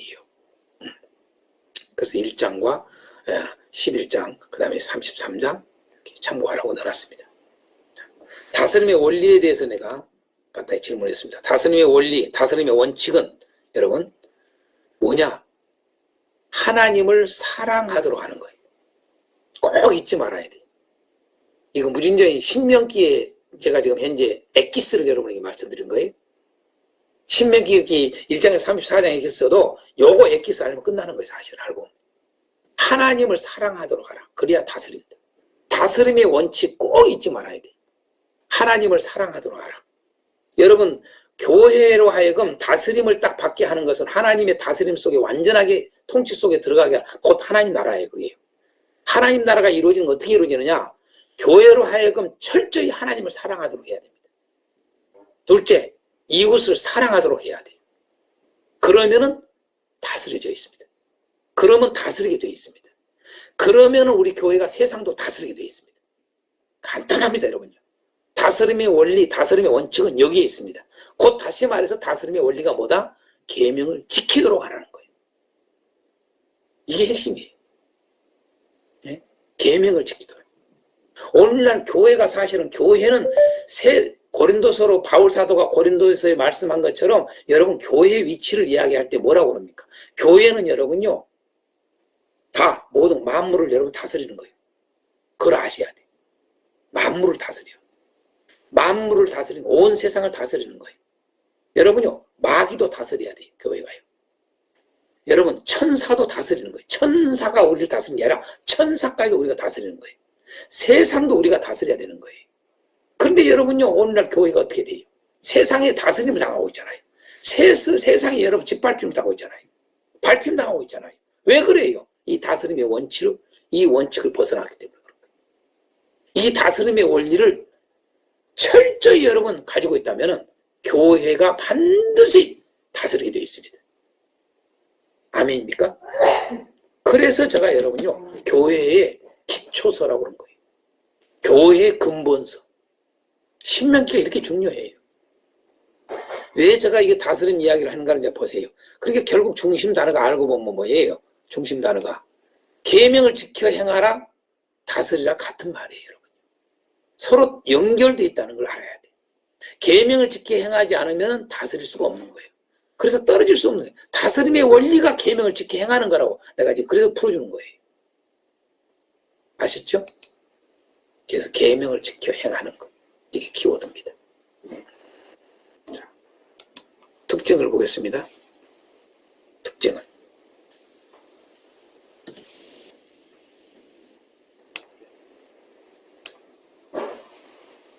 자, 신명기서에서 우리가 특징을 몇 가지를 한 7가지를 제가 좀 나눠놨습니다. 첫 번째, 신명기서는 약속의 땅을 강조한다.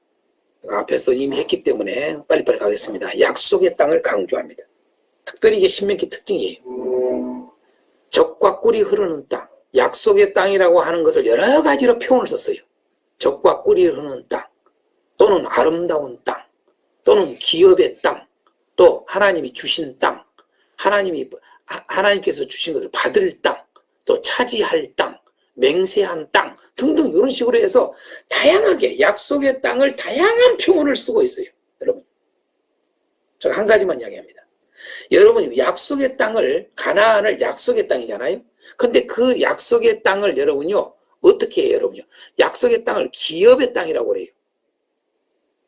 그래서 우리는 기업을 받는다고 그러잖아요. 기업. 여러분요 저 천국만 그런 게 아니에요.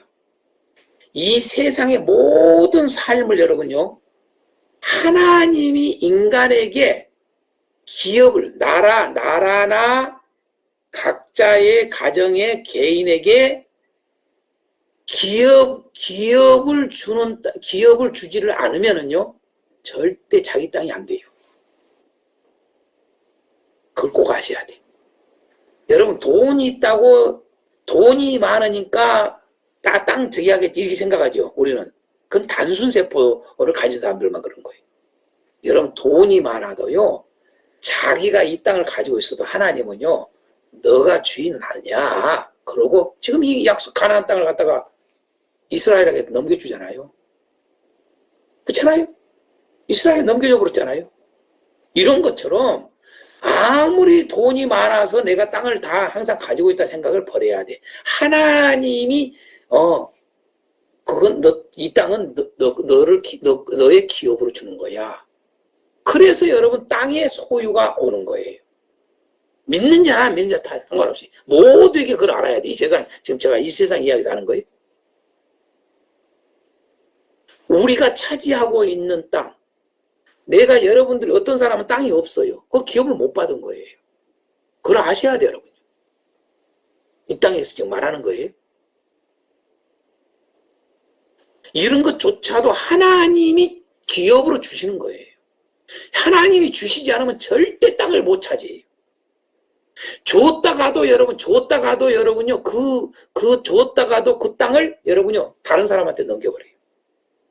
그런 이야기예요, 여러분요. 무진장이 중요합니다. 그러니까 우리가 이야기하잖아요. 우리 굽나제 하우스를 이번에 이제 센터를 저기 하기 위해서 지금 이제 계약을 했잖아요. 계약을 했는데 사실 우리가 현재 입장으로서 그것을 그 덩치 있는 것을 내가 지금 현재 이게 아파트가 매매가 되고 땅을 돈을 가지고 있고 그런 모르지만 전혀 매매가 지금 안 이루어진 상태고 그래서 그 땅을 하기가 쉽지를 않아요. 무슨 돈이 있어서 된 것도 아니고 여러분. 그런데 뭐냐면은 그것을 그 건물을 진 그 건축가 하는 이야기가 참 목사님 이상합니다. 그 이야기를 하는 거예요. 뭐라고 그러냐?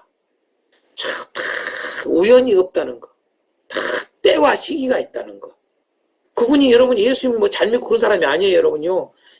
옛날에 잠깐 교회 나가다 실족해가지고 교회를 안 다닌 사람이에요, 지금요. 도무지 이해가 안 되는 거예요. 자기 인생에 대해서 하나님이 이해가 안 되는 거예요. 그래서 교회를 안 나가요. 응? 그런 사람인데 참 묘합니다. 이건 그러니까 주인이 다 따로 있다는 거예요. 자기가 이렇게 집을 지어서 이렇게 쭉 해오고 지금까지 건축을 해오면서 보면은 살 사람 같은데도 그 주인이 안 된다는 거예요. 그리고 생각지 않은 사람이 또 주인이 된다는 거예요. 여러분 그게 그냥 우연이 아닙니다. 하나님이 기업으로 허락을 해줘야 돼, 그 사람에게. 그 기업은 여기서 여러분 거기서 살아갈 수 있는 모든 것들을 거기서 할 수 있도록 하기 위해서 주는 거거든요. 예. 그래서 받는 거예요, 사실 엄밀히 말하면. 우리가 사도행전 17장에 보면 여러분요, 각 나라의 경계 다 이야기하잖아요. 지금 현재 우리 땅이 이렇게 돼 있다. 지금 우리 자꾸 가지고 지금 현재 우리가 지금 독도 우리가 가지고 있잖아요. 근데 일본 애들은 막 독도가 자기 땅이라고 하잖아요. 그거 아주 정신 나간 사람들이에요. 뭘 몰라. 마찬가지예요, 여러분. 이스라엘도 이스라엘 팔레스타인들이 막 자기들 땅인데 왜 이스라엘 너희들이 너희 땅 우리 땅인데 너희 땅이라고 그러느냐? 하나님이 줬어요, 여러분. 이스라엘에게. 안 그렇습니까? 근데 그 옛날에 저기라고 해서 막 자기 땅이라고? 그건 뭐 웃기는. 여러분 우리 마찬가지예요. 저 만주 이쪽이 우리 땅이라고 내놓으라고. 여러분 그러면 안 돼. 여러분 하나님이 그어놨어요, 경계를. 나중에 몰라요. 나중에 여러분요, 만주만이 아니라 중국 땅 전체를 갖다가 우리 여러분, 응? 우리 민족이 여러분 차지할지 그건 모르는 거예요, 여러분요. 아멘입니까? 아멘 안 하네. 하나님이 주시면 되는 거예요, 그게. 하나님이 넘겨줘야 되는 거예요. 하나님이 이건 안 돼. 우리가 여러분 정복할 때 이야기 나오잖아요. 야, 에돔은 건들지 마. 야, 모압도 건들지 마. 모압은 너희들에게 주지 않았어. 이러는 거예요. 왜? 내가 아브라함의 조카 노세에게 그것을 기업으로 줬어. 이 말을 하는 거예요, 여러분요. 하나님 백성이 아닌데도 하나님이 주신 거란 말이에요, 기업을. 네? 가나안 땅 이제는 내가 빼앗아 너희들에게 줘. 하나님은 이렇게 줬다 저렇게 줬다 이렇게 뺐다가 다 하는 거예요, 하나님은요. 아멘입니까? 꼭 여러분 가나안 땅만 저 천국만 그런 게 아니라는 거예요. 이 세상에서 동일한 거예요, 여러분요. 자, 이거 하나 잊지 말아야 되고요. 이양 한번 이렇게 들으신 분들한테는 내가 도움이 되기 위해서 내가 조금 더 이제 더 좀 진하게 다 이야기해 주는 거예요. 여러분. 자, 이 약속의 땅을 여러분요, 왜 적과 꿀이르는 땅, 아름다운 땅이라고 그랬을까? 우리가 이걸 꼭 놓치지 말아야 돼. 하나님이 약속한 우리 현재 이 세상에서는 우리에게는 이루어지지 않은 것이지만은 반드시 저 세상에서는 하나님이 약속한 게 궁극적으로는 바로 이 약속의 땅이 적과 꿀이 흐르는 땅. 그러니까 아까 적과 꿀이 뭐예요? 풍성함이죠. 풍성함, 부족함이 없어. 그래서 요한계시록 마지막에 보니까 풍성하잖아요, 여러분. 응? 풍성해. 아름다운잖아요, 아름다운 땅. 천국을 말하는 거예요. 실질적으로 여러분 천국이 있다는 거예요. 적과 꿀이로 풍성하고 아름다운 땅을 약속을 한 거예요. 그걸 바라보도록. 비록 너희들이 이 세상에서는 힘들고 고달픈 나그네의 인생을 살아도 여기서는 땅덩어리 하나도 없다 할지라 슬퍼하지 말라는 거야. 그잖아요? 저기에 너희 기업이 있느니라. 그곳은 아름다운 땅이니라. 그곳은 적과 꿀이 흐르는 땅이니라. 할렐루야. 그걸 하기 위해서 사실 약속의 땅을 이런 표현을 쓰고 있다는 걸 우리가 잊지 말아야 돼. 아멘. 자, 두 번째로 신명기서의 특징은 약속의 땅에서 지켜야 할 율법임을 강조한다는 거 꼭 잊지 마세요. 약속의 땅에서 지켜야 할 율법. 앞부분은 사실은 뭐냐라면은, 그러니까 왜 하나님의 계명을 지켜야 되는가? 여러분, 정복하는 것도 계명을 지켜야 정복을. 이미 민수기서 우리 배웠지만은. 그래서 신명기도 앞부분에서 잠깐 그 이야기를 언급을 해요. 그래야 너희들 차지한다. 내 계명대로 그렇게 지켜 행하면 차지한다. 다른 데 있지 않다는 거야. 자, 뿐만 아니라 그곳에서 너희들이 영원히 그곳에서 장수하고 그곳에서 복을 누리고 그곳에서 너희들이 행복하게 살 수 있는 거, 다스리며 온전히 너희들이 다스리며 살 수 있는 거, 누릴 수 있는 거, 그러기 위해서는 계명을 지켜야 돼. 그래서 약속의 땅에서 지켜야 할 율법임을 특별히 강조를 해요. 신명기가요. 그건 여러분 신명기서에서 그 이 단어를 놓치면 안 돼요. 건너가서 들어가서 지키라. 이 말이 무진장이 중요해. 이게 70회 정도 나옵니다. 이게 차지할 땅에서 이렇게 지켜라. 받을 땅에서 지켜 행하라. 이런 식으로 돼 있다 이 말이에요. 이게 여러분 신명기를 보는 정확한 거예요. 메시지를. 이해가 되시죠? 이래야 신명기를 헷갈리지 않는 거예요. 왜? 신명기 여러분 읽어보셨을 거 아니에요. 이번에 공부하기 위해서. 1장 34장까지. 그 소리가 그 소리예요. 반복을 여러분 34장까지 하는 거예요. 사실 알고 보면요. 자, 세 번째로 신명기 특징이 복과 생명을 얻는 길이 순종에 있음을 알라. 뭐 다 같이 연결되는 겁니다. 율법임을 강조한다 같은 말. 자, 복과 생명을 얻는 길이 순종에 있음을 강조하고 있다. 계명을 지켜 행하라 그 말이에요, 여러분. 그래서 복, 저주가 한 100회 나와요. 생명이라는 단어가 30회 나와요. 얻는다, 차지한다 60회가 나와요. 또 중요한 게 그리하면이에요. 그리하면. 조건을 강조하는 거죠. 조건. 그리하면이 32회 이상 나와요. 조건을 강조하는 거예요. 다시 말해서 순종하면 복, 생명 얻어. 복을 누려 생명을 얻어. 불순종하면 저주, 사망을 가져와. 이야기예요. 그 말은 뭐예요? 복과 생명을 얻는 길이 순종이 있다는 것을 강조하기 위해서 사실 우리가 28장에 이제 본문 들어가면 더 자세하지만 여러분 28장이 여러분요 복과 저주의 장이라고 하잖아요. 근데 뭐예요? 복보다 저주를 훨씬 더 할애해서 이야기를 하죠. 왜 그럴까요? 그 말은 뭐예요? 절대 이렇게 저주받지 마라 그 말이에요. 그러니까 상당히 이 복을 받으라는 너희들이 순종함으로 복을 받으라고 하기 위해서 저주를 더 많이 이야기를 하고 있는 거예요. 그게 의도예요, 의도. 아니, 모세가 여러분요, 백성들, 너희들 저주받기를 바래. 그런 마음으로 여러분 그렇게 저주를 많이 퍼붓을까요? 아니라, 그게 책망의 책이 아니라 그 말이에요. 그러니까, 똑같이 봐도 그렇게 의도를 잘못 알면 그렇게 되는 거예요. 하나님 말씀은.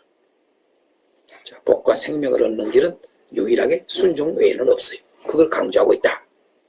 자, 그러면서도 또 신명기는 사명감의 중요성도 우리에게 보여주고 있어요.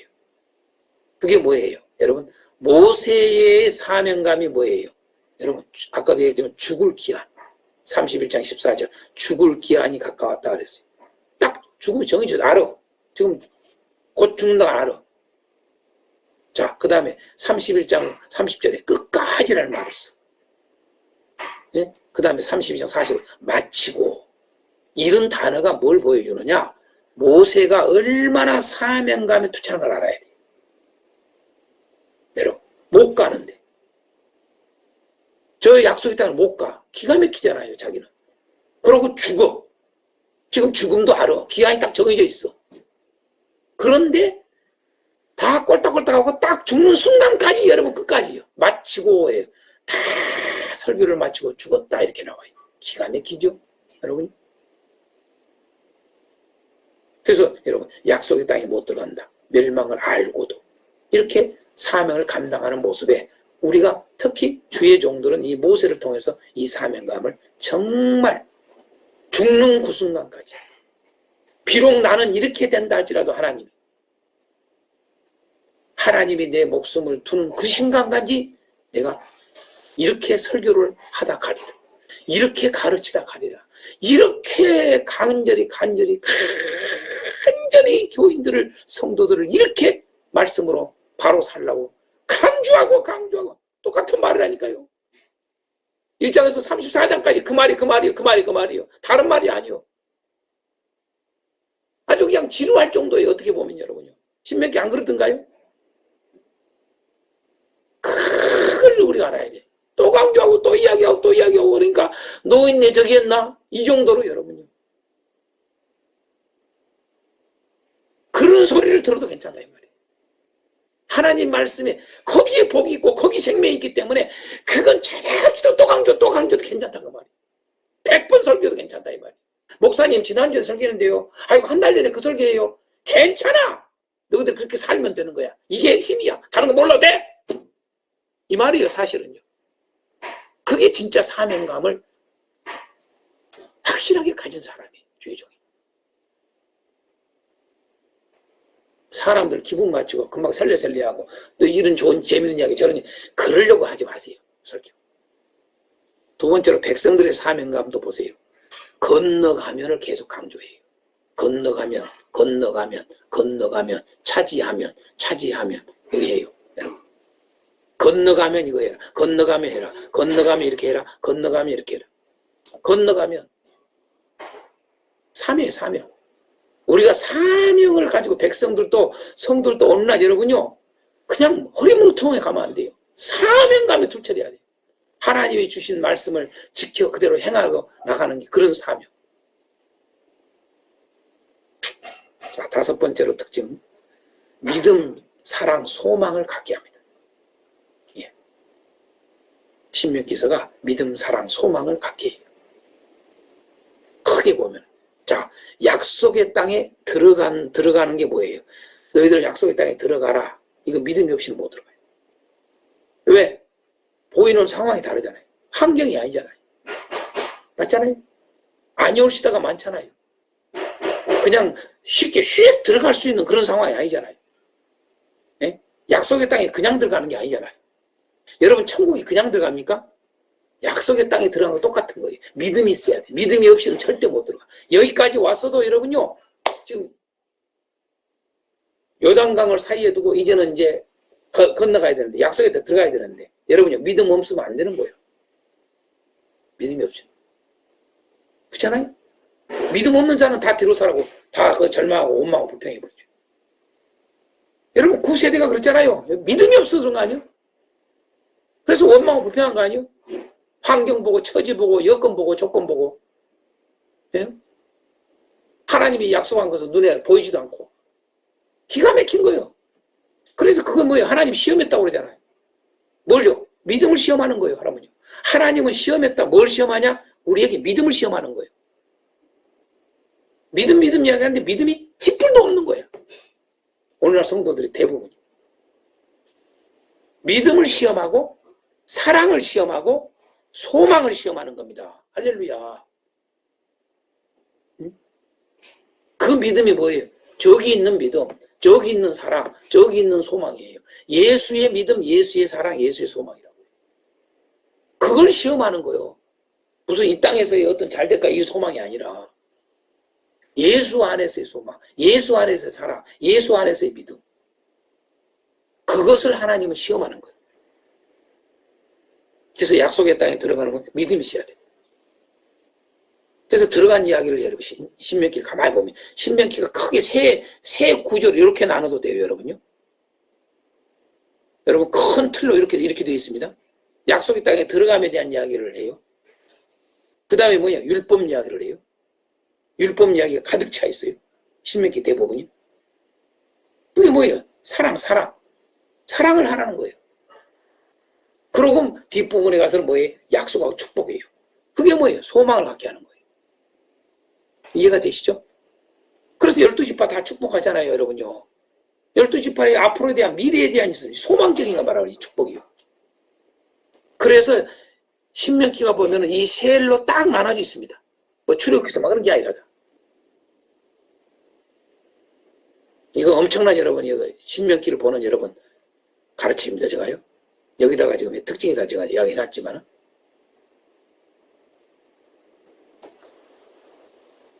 이렇게 이런 것을 봐야 된다고 말이에요. 신명기를 볼 때 이런 것들을 딱딱 핵심들, 원리들이란 말이에요. 이게요. 이런 원리가 모르니까 그냥 헷갈리는 거죠. 그냥 두리뭉실하고 끝내버린다는 얘기죠. 성도들이 달라요, 신앙이요. 자, 6번째로 신명기는 육하 원칙에 의해서 기록됐다는 것을 우리에게 보여줘요. 왜? 신명기 철저히 누가, 언제, 어디서, 무엇을, 어떻게, 왜? 이게 아주 딱 육하 원칙에 의해서 딱 기록을 했어요. 신명기 특징이 그래요. 여러분. 맞죠? 그렇게 돼 있어요, 이게. 모세가 모압 평지에서, 그죠? 언제? 여러분요. 모세 120살 때. 죽음을 앞두고. 그죠? 무엇을? 율법이에요, 율법. 다른 게 아니에요, 사실은. 어떻게? 여러분요. 설교. 왜? 다 복받고 여러분요. 생명을 얻으라고. 아멘. 멸망하지 말라고.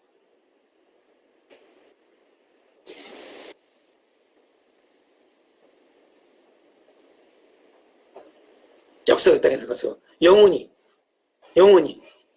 자손 대대로 약속의 땅에 들어가서 너희들이 거기서 쫓겨나지 말라고. 너희들이 멸망하지 말라고. 근데 여러분요, 이걸 안 지켜가지고 결국은 여러분 이스라엘 역사가 뭘 보여줘요? 선지서가 그걸 보여주잖아요. 결국은 이거 안 지켜가지고 여러분요, 난장판 된 것, 역사가 보이잖아요. 역사서를 통해서 선지서, 예언서를 통해서 다 보여주잖아요. 신명기대로만 했으면은 그런 일이 없죠. 오늘 우리 교회가 바로 똑같은 거예요. 이대로만 하면 교회는 여러분요, 복을 누리고 여러분 생명을 얻고 결코 없어지지 않습니다. 망하지 않습니다. 근데 지금까지 우리 교회의 역사를 봐요. 교회가 말씀대로 안 했기 때문에 교회들이 다 없어지는 거예요. 그렇게 흥왕했던 교회도, 그렇게 복음이 흥왕했던 곳 지역도, 우리 한국 교회, 중국 교회 정말 깨달아야 돼요. 전 세계 교회. 자, 마지막으로 신명기의 특징, 여러분, 오늘이라는 단어, 이제라는 단어, 지금이라는 단어를 엄청 강조해요. 여러분요.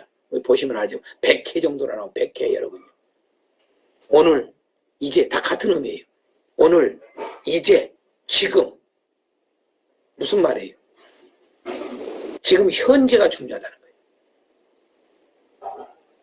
지금이 중요하다는 거예요. 따라합시다. 미래는 지금으로 결정된다. 미래는 오늘로 결정되는 거예요. 내일로 미래가 결정되는 게 아니에요. 오늘 어떻게 하느냐가 내일을 결정짓는 거예요. 지금 어떻게 하느냐가 여러분요, 나중에 결정되는 거예요.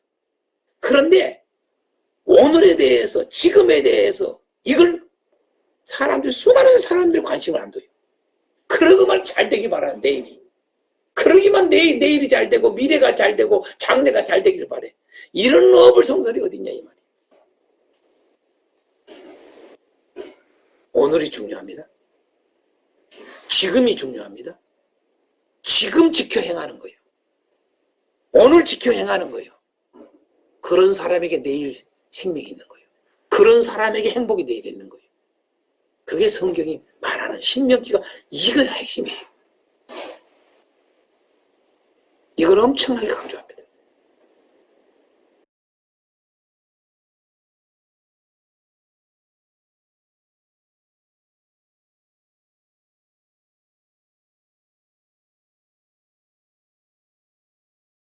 자, 율법의 근본 정신에 대해서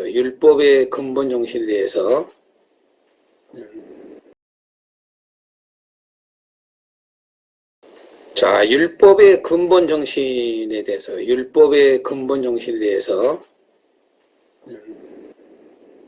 율법이 가지고 있는 근본 정신은 뭘까? 크게 세 가지로 우리가 말할 수 있습니다. 율법의 근본 정신 첫 번째, 거룩을 기본으로 한다. 율법이 아주 근본적인 정신입니다. 거룩을 기본으로 한다. 사랑을 기본으로 한다. 공의를 기본으로 한다. 이게 바로 율법의 근본 정신이에요. 그러니까 거룩, 사랑, 공의, 사실은 이거 떨어질 수 없는 삼위일체와 같은 거예요. 거룩, 사랑, 공의. 이게요. 율법 그러면은 그냥 너무 한쪽만 생각을 하는데 이 기본 정신이 들어있다라고 하는 거. 거룩, 사랑, 공의. 거룩, 사랑, 공의.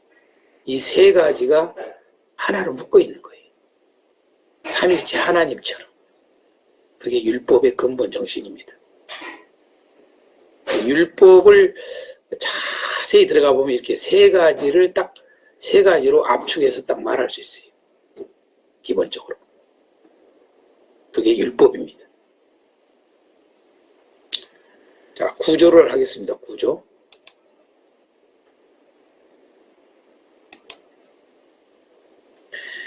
기존의 그 구조는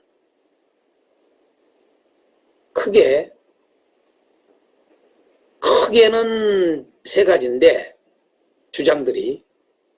여러분, 첫 번째도 주장이 두 주장이 있고요. 그러니까 네 단락으로 보는데 하나만 이제 5단락으로 봐요. 근데 4단락으로 본 것도 지금 현재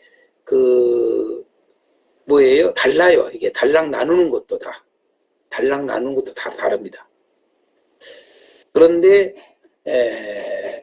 크게 주장이 하나, 둘, 이렇게 큰 주장으로는 세 가지지만은 조금 세부적으로 들어보면은 하나, 둘, 셋, 넷, 다섯, 6개의 주장들이 대표적인 주장들이.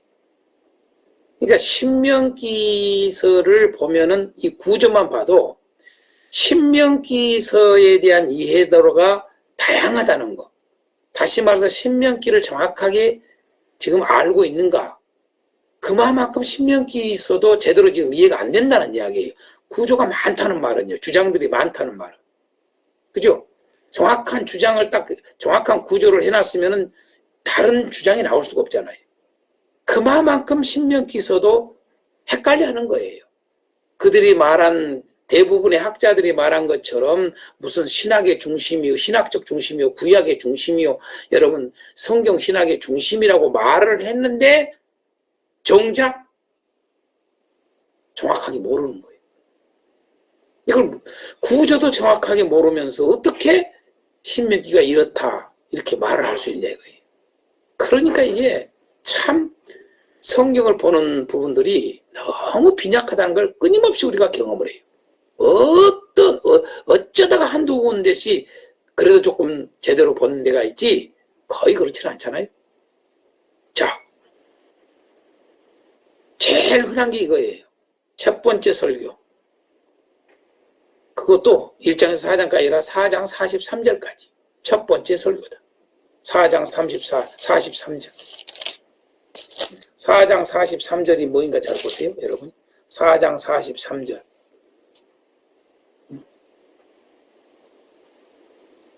거기까지 딱 하고 도피성 이야기하고 그 다음에 44절에 모세가 이스라엘 자손에게 선포한 율법은 이러하니라. 이제 이러다 보니까 이렇게 된 거예요. 율법은 이러하니라. 그래서 잘라버린 거예요. 그래서 여기서는 두 번째 설교다. 여기까지는 4장 43절 첫 번째 설교고 이제는 4장 44절에서 26장 19절까지 쭉 하죠. 그렇게 해서 두 번째 설교다. 그리고 27장에서 30장 20절까지는 세 번째 설교다. 그리고 31장에서부터 34장까지는 결론이다. 마무리다. 그래서 첫 번째 설교, 두 번째 설교, 세 번째 설교, 그 다음에 마무리. 이렇게 봤어요. 이렇게 보는 사람이 있고요. 그런가 하면은 또 다른 사람 주장하기를 설교를 안 그러고 여기 첫 번째 설교, 두 번째 그랬는데 역사적 교훈이다. 여기는. 두 번째는 법률적 교훈이다. 두 번째는 법률적 교훈이다. 그 다음에 세 번째 설교는 예언적 교훈이다. 이게 설교라는 말을 여기서 교훈으로 이제 가르침이라는 표현을 더 강조를 한 거죠. 네, 교훈이다. 그리고 마지막은 결말이다. 사실 이것을 가지고 이것이 원래였는데 이것을 말을 조금 더 세밀하게 바꾸는 차이가 있는 거죠. 그죠? 조금 더 디테일하게.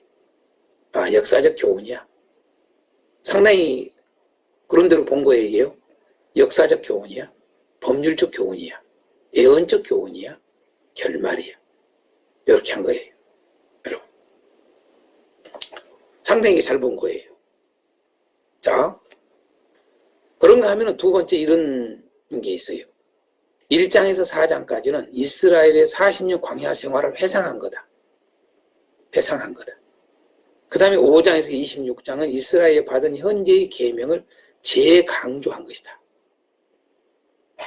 그 다음에 27장, 30장은 미래를 좌우할 선택이다.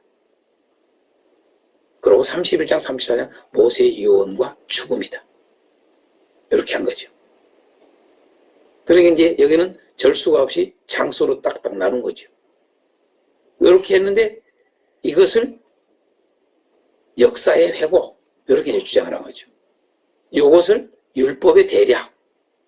자, 미래를 좌우할 선택을 새 언약 또는 언약식 이렇게 본 사람이 있었어요. 27장, 30장 언약식이다. 그러니까 이제 조약으로 봤던 사람들이 이렇게 하는 거죠, 사실은요. 그 다음에 이렇게 똑같이 모세 유언과 죽음이다. 이렇게 넷으로 분류를 해서 보는 사람도 있습니다. 자, 그런가 하면은요, 이제 이건 최근의 거예요. 여러분이 잘 아는 히브리적 사고로 성경을 본다라고 하는 요즘 그게 유행하잖아요. 좀 전 세계적으로 유행합니다. 그러니까 성경에 대한 해석들이 시대 달라져요. 응? 언제는 이렇게 성경을 해석해야 된다. 어떻게 이렇게 성경을 봐야 된다. 어떻게 이렇게 봐야 된다. 엄청나게 그러니까 해석에 대한 원칙들이 없다 보니까 항상 달라지는 거예요. 해석이요. 이제 이건 히브리적 사고로 성경을 보는 거예요. 그래서 히브리적 사고의 특징이 뭐라고 했어요? 예, 대칭이요. 예. 여기 대칭을 해서 이 대칭을 해서 여기 가운데 중심이 있는 거죠. 이게 12장에서 20장은 중심장이라고 그래요, 이들이요. 그래서 노른자이 그런 거예요. 계란적이란 거예요. 1장 5, 3장 껍질이야. 31장, 34장은 또 껍질이야. 아, 4장에서 11장은 흰자야. 27장, 3장은 흰자야. 그리고 12장에서부터 26장은 노른자야. 상당히 그럴싸해요. 그죠? 그럴싸해요. 응? 이런 식으로 하는 거죠. 숨이, 머리, 끝. 같잖아요. 머리, 끝, 껍질. 머리, 끝, 흰자. 같잖아요. 그리고 중심. 예. 수미 구조라고 그래요. 또는 부채꼴. 이런 걸 이렇게 하면, 펴면, 이렇게 해서 중심에 딱 맞아떨어지는 거죠. 이런 식. 이게 다 지금 현재 히브리적 사고로 본다. 이 모든 책을 갖다가 히브리적 사고로 이런 식으로 다 보잖아요. 창세기부터 계시록까지, 이 사람들은요. 그게 이제 무리가 와요, 무리가. 일부는 맞아요, 일부는요. 일부는 맞는 데가 있어요. 그러나 다 그러질 않은 거예요. 일부러 거기다가 막 맞춰버리는 거예요. 그래서 무리한 성경을 보는 해석이 돼버린 거예요. 제가 분명히 이야기 드립니다. 일부만 맞다고 다 적용시키면 안 된다는 얘기죠. 그래서 제가 하는 말이 성경을 정확하게 알기 위해서는 이런 해석법, 저런 해석법 다 버리라는 거죠. 글을 보는 기본적인 해석법을 쓰라는 거죠. 네? 그게 키워드예요, 키워드. 그 키워드 보면 그냥 다 나온다는 거예요, 정확하게.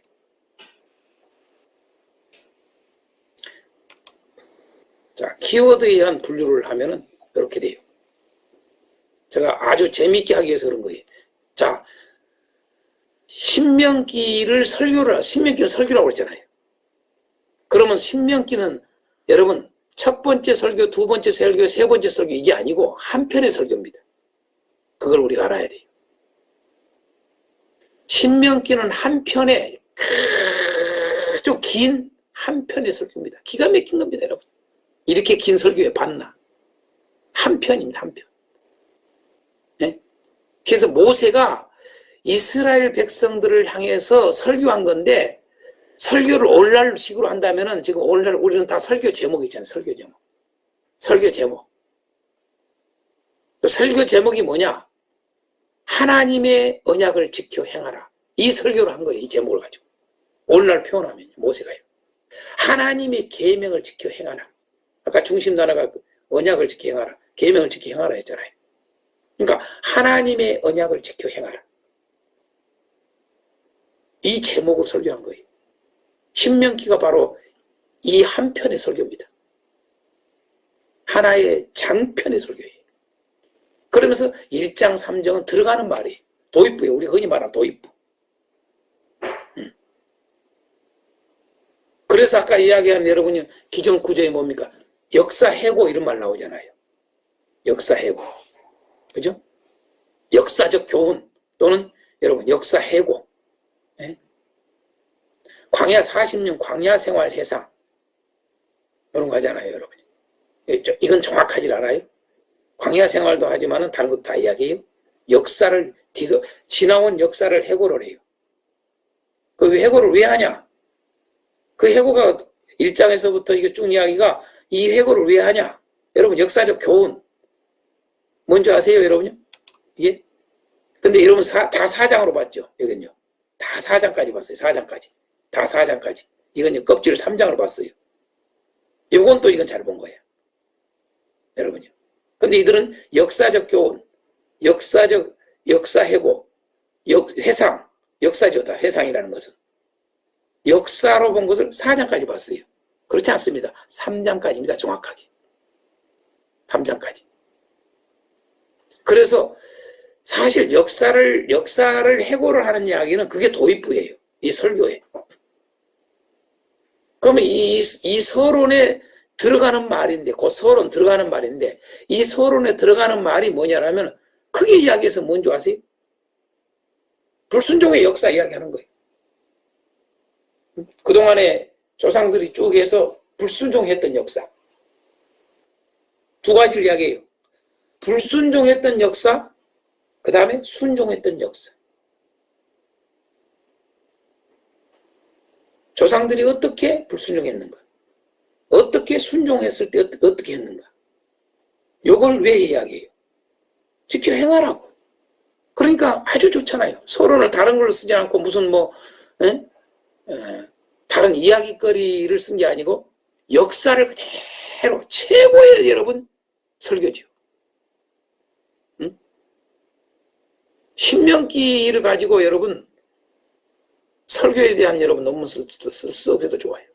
설교의 아주 기가 막힌 그 설교의 원리 신명기가요. 어떻게 쓰는가? 설교를 배울 때 신명기 가지고 여러분은 강의할 수도 있어야 돼. 목사님들이. 저 할 수 있어요, 여러분요. 이 도입부가 얼마나 기가 막히게 이런 도입부를 쓰라는 거죠. 가장 좋다는 거죠. 이런 설교가. 최고의 설교죠. 다른 뭐 이야기거리, 남의 이야기거리 아니라 우리와 관련된 이야기를 그대로 역사적으로 어떻게 살아왔는가를 그대로 하는 거예요. 그래야 여러분 회개가 오고 깨달음이 오고 정신 바짝 차릴 거 아니에요. 1장에서 3장까지가 바로 그 이야기예요. 왜 못 들어가는가? 불순종해서. 순종해서 기업을 얻는다. 그 이야기 하는 거예요. 그건 뭐예요? 순종하라는 이야기. 그러면서 4장에서부터 26장은 여러분 본론이에요. 핵심 내용 뭐예요? 계명을 행하라는 거예요. 거기서 계명들을 쫙 이야기를 하는 거예요, 여러분요. 여기 속에는. 자, 지켜 행하라. 4장 1절. 여러분 그냥 있는 게 아니에요. 4장 1절, 5장 1절, 6장 1절, 7장 11절, 8장 1절. 대부분 이렇게 1절 다 있잖아요. 다 16장 1절. 거의 다 앞부분이 있잖아요. 지켜 행하라는 말을요. 이렇게 쭉 여러분 4장부터 26장까지. 그래서 하나님이 주신 땅에 들어가서 지켜야 할 계명을 말하는, 그 10계명을 말하고 있는 거예요. 자, 여기에서 4장에서 26장까지가 본문인데, 본론인데, 핵심 내용들인데, 신명기 핵심 내용들에서 여기가 들어있는 거예요. 이걸 주의 있게 봐야 돼요. 이걸 크게 둘로 나눠놨어요. 4장에서 26장을요. 그게 뭐냐? 여러분, 개괄적인 명령과 구체적 명령으로 나눠져 있어요. 그래서 4장서부터 11장은 개괄적 명령이에요. 개괄적으로. 그러니까 하나님의 그 명령을 개괄적으로만 해요. 구체적으로 안 하고. 개괄적으로 큰 것만 툭툭툭툭 해서 하는 거예요. 그 다음에 다시 12장에서 26장은 왜 똑같은 말이 비슷하게 나오느냐? 이제는 뭐예요? 구체적으로 어떻게 할 것인가를 다 기록 명령을 해놨어요. 하나님 말씀을. 이게 계명의 개괄적 계명이고 이 계명을 구체적으로 하는 것이에요. 12장부터 26장. 그래서 이걸 어떻게 알 수 있느냐? 바로 4장 44절에 이게 4장에서 11장이 개괄적 명령이 아니라 그냥 알 수 있는 게 율법은 이러하니라 라는 표현이에요. 이게 실말이에요. 이게 바로 이것을 더 구체적으로 둘로 나누는 또 이것을 두 달라고 나누는 그러한 실마리가 바로 이 표현이란 말이죠. 율법은 이러하니라. 그런데 여기서는 12장에서는 규례와 법도는 이러하니라. 더 구체적으로 표현하잖아요. 규례와 법도는 율법을 구체적으로 여러분 할 때 쓰는 말이잖아요. 율법과 다른 말이 아니라 이 말이에요. 율법 따로 규례 따로 법도 따로 그런 게 아니라 그 말이죠. 율법을 더 구체적으로 여러분요. 지킬 것을 알려주는 거죠. 그래서 구체적 명령이에요. 그러니까 여기는 개괄적 명령이고 너무 쉽죠. 그럼 신명기를 그냥 이해할 수 있는 거예요. 이해가 되시죠? 네. 이렇게 보는 겁니다. 이런 것들이 다 이 단락을 또 나누는 일에 키워드예요. 율법은 이러하니라. 이런 걸 잘 보셔야 돼요. 이렇게. 그러면 탁탁탁탁탁 정리가 되는 거예요. 신명기가. 그 소리 같고 막 또 이야기한 거 복잡한 것 같지만 여러분 어디서 어떻게 해야 될지 뭔 말을 왜 또 이야기하냐. 우리가 헷갈릴 수 있는데 우리가 내 기소 했잖아요. 내 기소도 여러분 제사 얘기가 이거 또 이야기한다 이렇게 생각한다고. 아니라고 말이야. 딱딱 구분되어 있다 이거죠. 어떤 의미에서 이것을 쓰고 있고 어떤 의미에서 이거 제사를 쓰고 있는 다 나오잖아요. 그러니까 그 키워드가 잘 봐야 돼요. 키워드를 보지 않으면 이게 안 된다니까요. 헷갈리는 거예요. 그러니까 여러분 기존에 밥 먹고 날마다 하는 일이 이 사람들이 여러분 이거 연구만 하고 앉은 사람들인데 이것만 평생 가르치고 대학교에서요. 에? 대학원에서 가르치고. 그런데 여러분요 요렇게 나오는 이유가 뭐냐 이 말이에요. 이게 장수들도 여러분 다른 게 뭐 왜 그러냐 이 말이에요. 그런 것을 정확하게 못 본다고 말입니다. 그걸 여러분 그래서 키워드가 그렇게 중요해요. 자, 이제 그 다음에 이제 27장서부터 34장이 결론이에요. 본론은 26장까지 끝나요. 그러면서 이제 맺은 말이에요. 사실 27장에서 34장까지는 끝맺는 말이에요. 결론이에요. 결론적인 이야기. 설교의 결론입니다. 마지막 모든 거. 그러니까 이제는 본문을 확실하게 계명에 대해서 확실하게 구체적으로 다 이야기를 해놓고 나서 다시 서론처럼 이제는 계명 지키라는 이야기. 그 계명을 지키기 위한 것들, 작업들이에요, 이게. 그러니까 결론이 여기서 들어가는 거예요. 보십시오. 결론이란 걸 알 수 있는 게, 자, 기록하기예요. 이제 이미 본문은 딱 핵심 내용은 26장에 끝나요. 26장까지. 그리고 그것을 기록하라고 그래요. 그 다음에 또 맹세하기에. 기록만 한 게 아니라 또 그것을 맹세하기에. 또 뭐냐? 그걸 교육하기에. 또 그럼 뭐냐? 노래하기에. 그러고 축복하고 죽어요. 바로 뭐예요? 반드시 지키도록. 반드시 지키도록 하기 위해서 기록하고 맹세하게 하고 교육하게 하고 노래하게 하고 마지막으로 축복하고 딱 죽는 거예요. 그렇게 신명기가 되어 있는 거예요. 이게 그래서 27장서부터 이야기예요. 기록하고 맹세하고 쭉 들어가는 거예요. 이게 핵심된 거예요. 핵심된. 아주 이게 포인트들이라고. 요것만 알면 다른 이야기는 다 여러분 이 속에 들어가고 다른 이 속에 들어가고 이 속에 들어가고 이 속에 들어가고 다 이 속에 들어가는 이야기. 그럼 정리가 쉽게 되는 거죠. 아시죠? 여러분, 우리도 이렇게 모세처럼 이렇게 해서 죽어야 돼. 이렇게 이런 식으로. 얼마나 세심한가요? 왜? 거기에 생명이 있고 거기에 복이 있으니까. 절대로 여기에 목숨 걸어라 이 말이거든요. 응? 그러니까 그냥 설교만 끝내버린 게 아니라 그놈을 갖다가 그대로 삶에서 그대로 지켜지도록 행해지도록 하기 위해서 이 작업을 하는 거예요. 기록하기 하는 것도.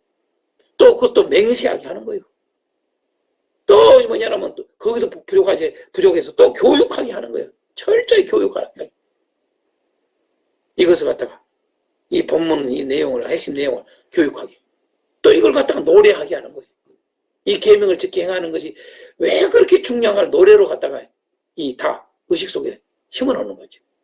대대로 떠나지 않도록. 그러고 축복하고 딱 죽는 모습.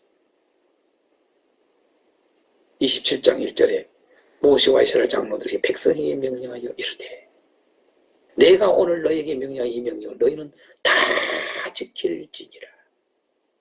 여러분 이걸로 출발을 해요. 27장 1절. 그래서 여러분 27장서부터가 결론이라고 알 수 있어요. 이 말이 이게 실말이에요. 모세와 이스라엘 장로들이 백성에게 명령하여 이르되 다 지켜라. 지금까지 내가 이야기한 거 너희들 다 지켜. 이 말 한마디의 결론이라는 걸 알 수 있어요. 그 결론이 이렇게 돼 있다.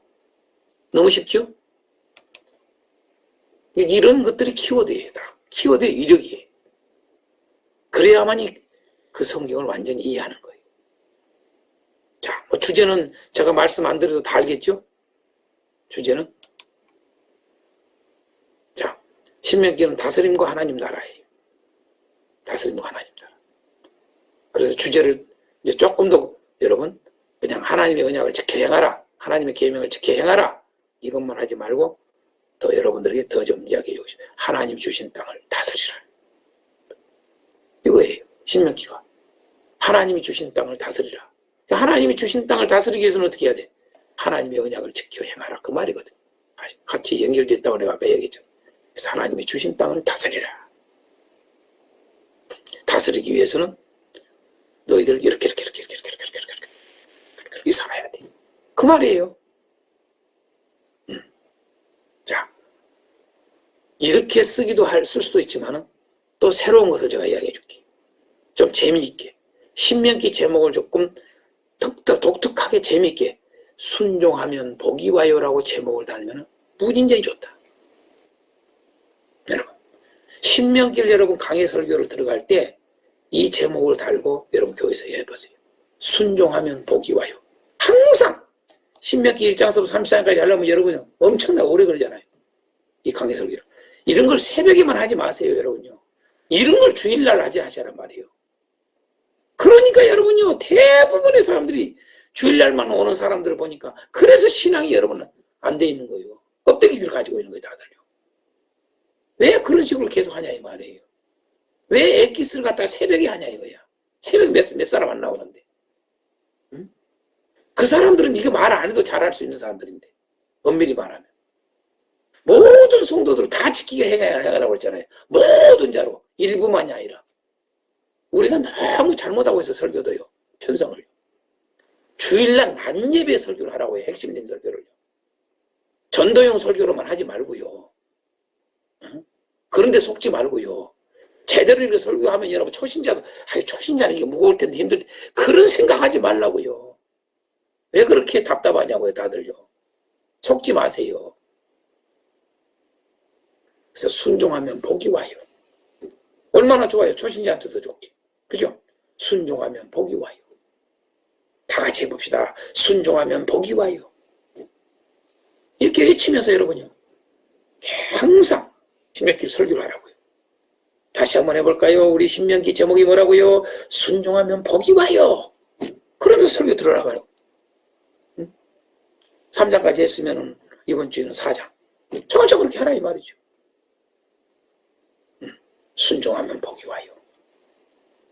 아멘. 순종하면 영원히 약속의 땅에 거해요. 이렇게 하는 거예요, 여러분요. 이렇게도 돼요. 그러나 이제 복이 와요라는 말을 우리가 많이 써요. 순종하면 복이 와요. 이 말을 쓰면 아주 좋다. 왜? 신명기가 여러분요. 처음부터 복약이에요. 사실 알고 보면요. 28장만 복약이 한 게 아니라. 그죠? 모세의 핵심이 여러분 복약이에요. 복약이. 알고 보면. 창세기부터. 자, 이렇게 주제를 해도 되고요. 아니면 오직 예수 그리스도로 다스리라. 여러분 계명을 지켜 행하라는 말은 여러분 예수 그리스도로 다스리라는 말과 같은 말이에요. 우리는 예수 그리스도로 다스린다는 말이 여러분 계명을 지켜 행하게 한다는 것을 몰라 사람들이. 예수 그리스도는 아는데 예수 그리스도 네 코로 계명을 지킨다는 걸 생각을 안 해. 그건 성경 모르는 거예요. 너무 몰라. 예수 그리스도 계명 지킴 네 코로. 항상 성경을 따라다닌다. 구약만 그런 게 아니라 신약 전체가 그렇다. 이거 보면 여러분 다 성경이 뚫린 거예요. 할렐루야.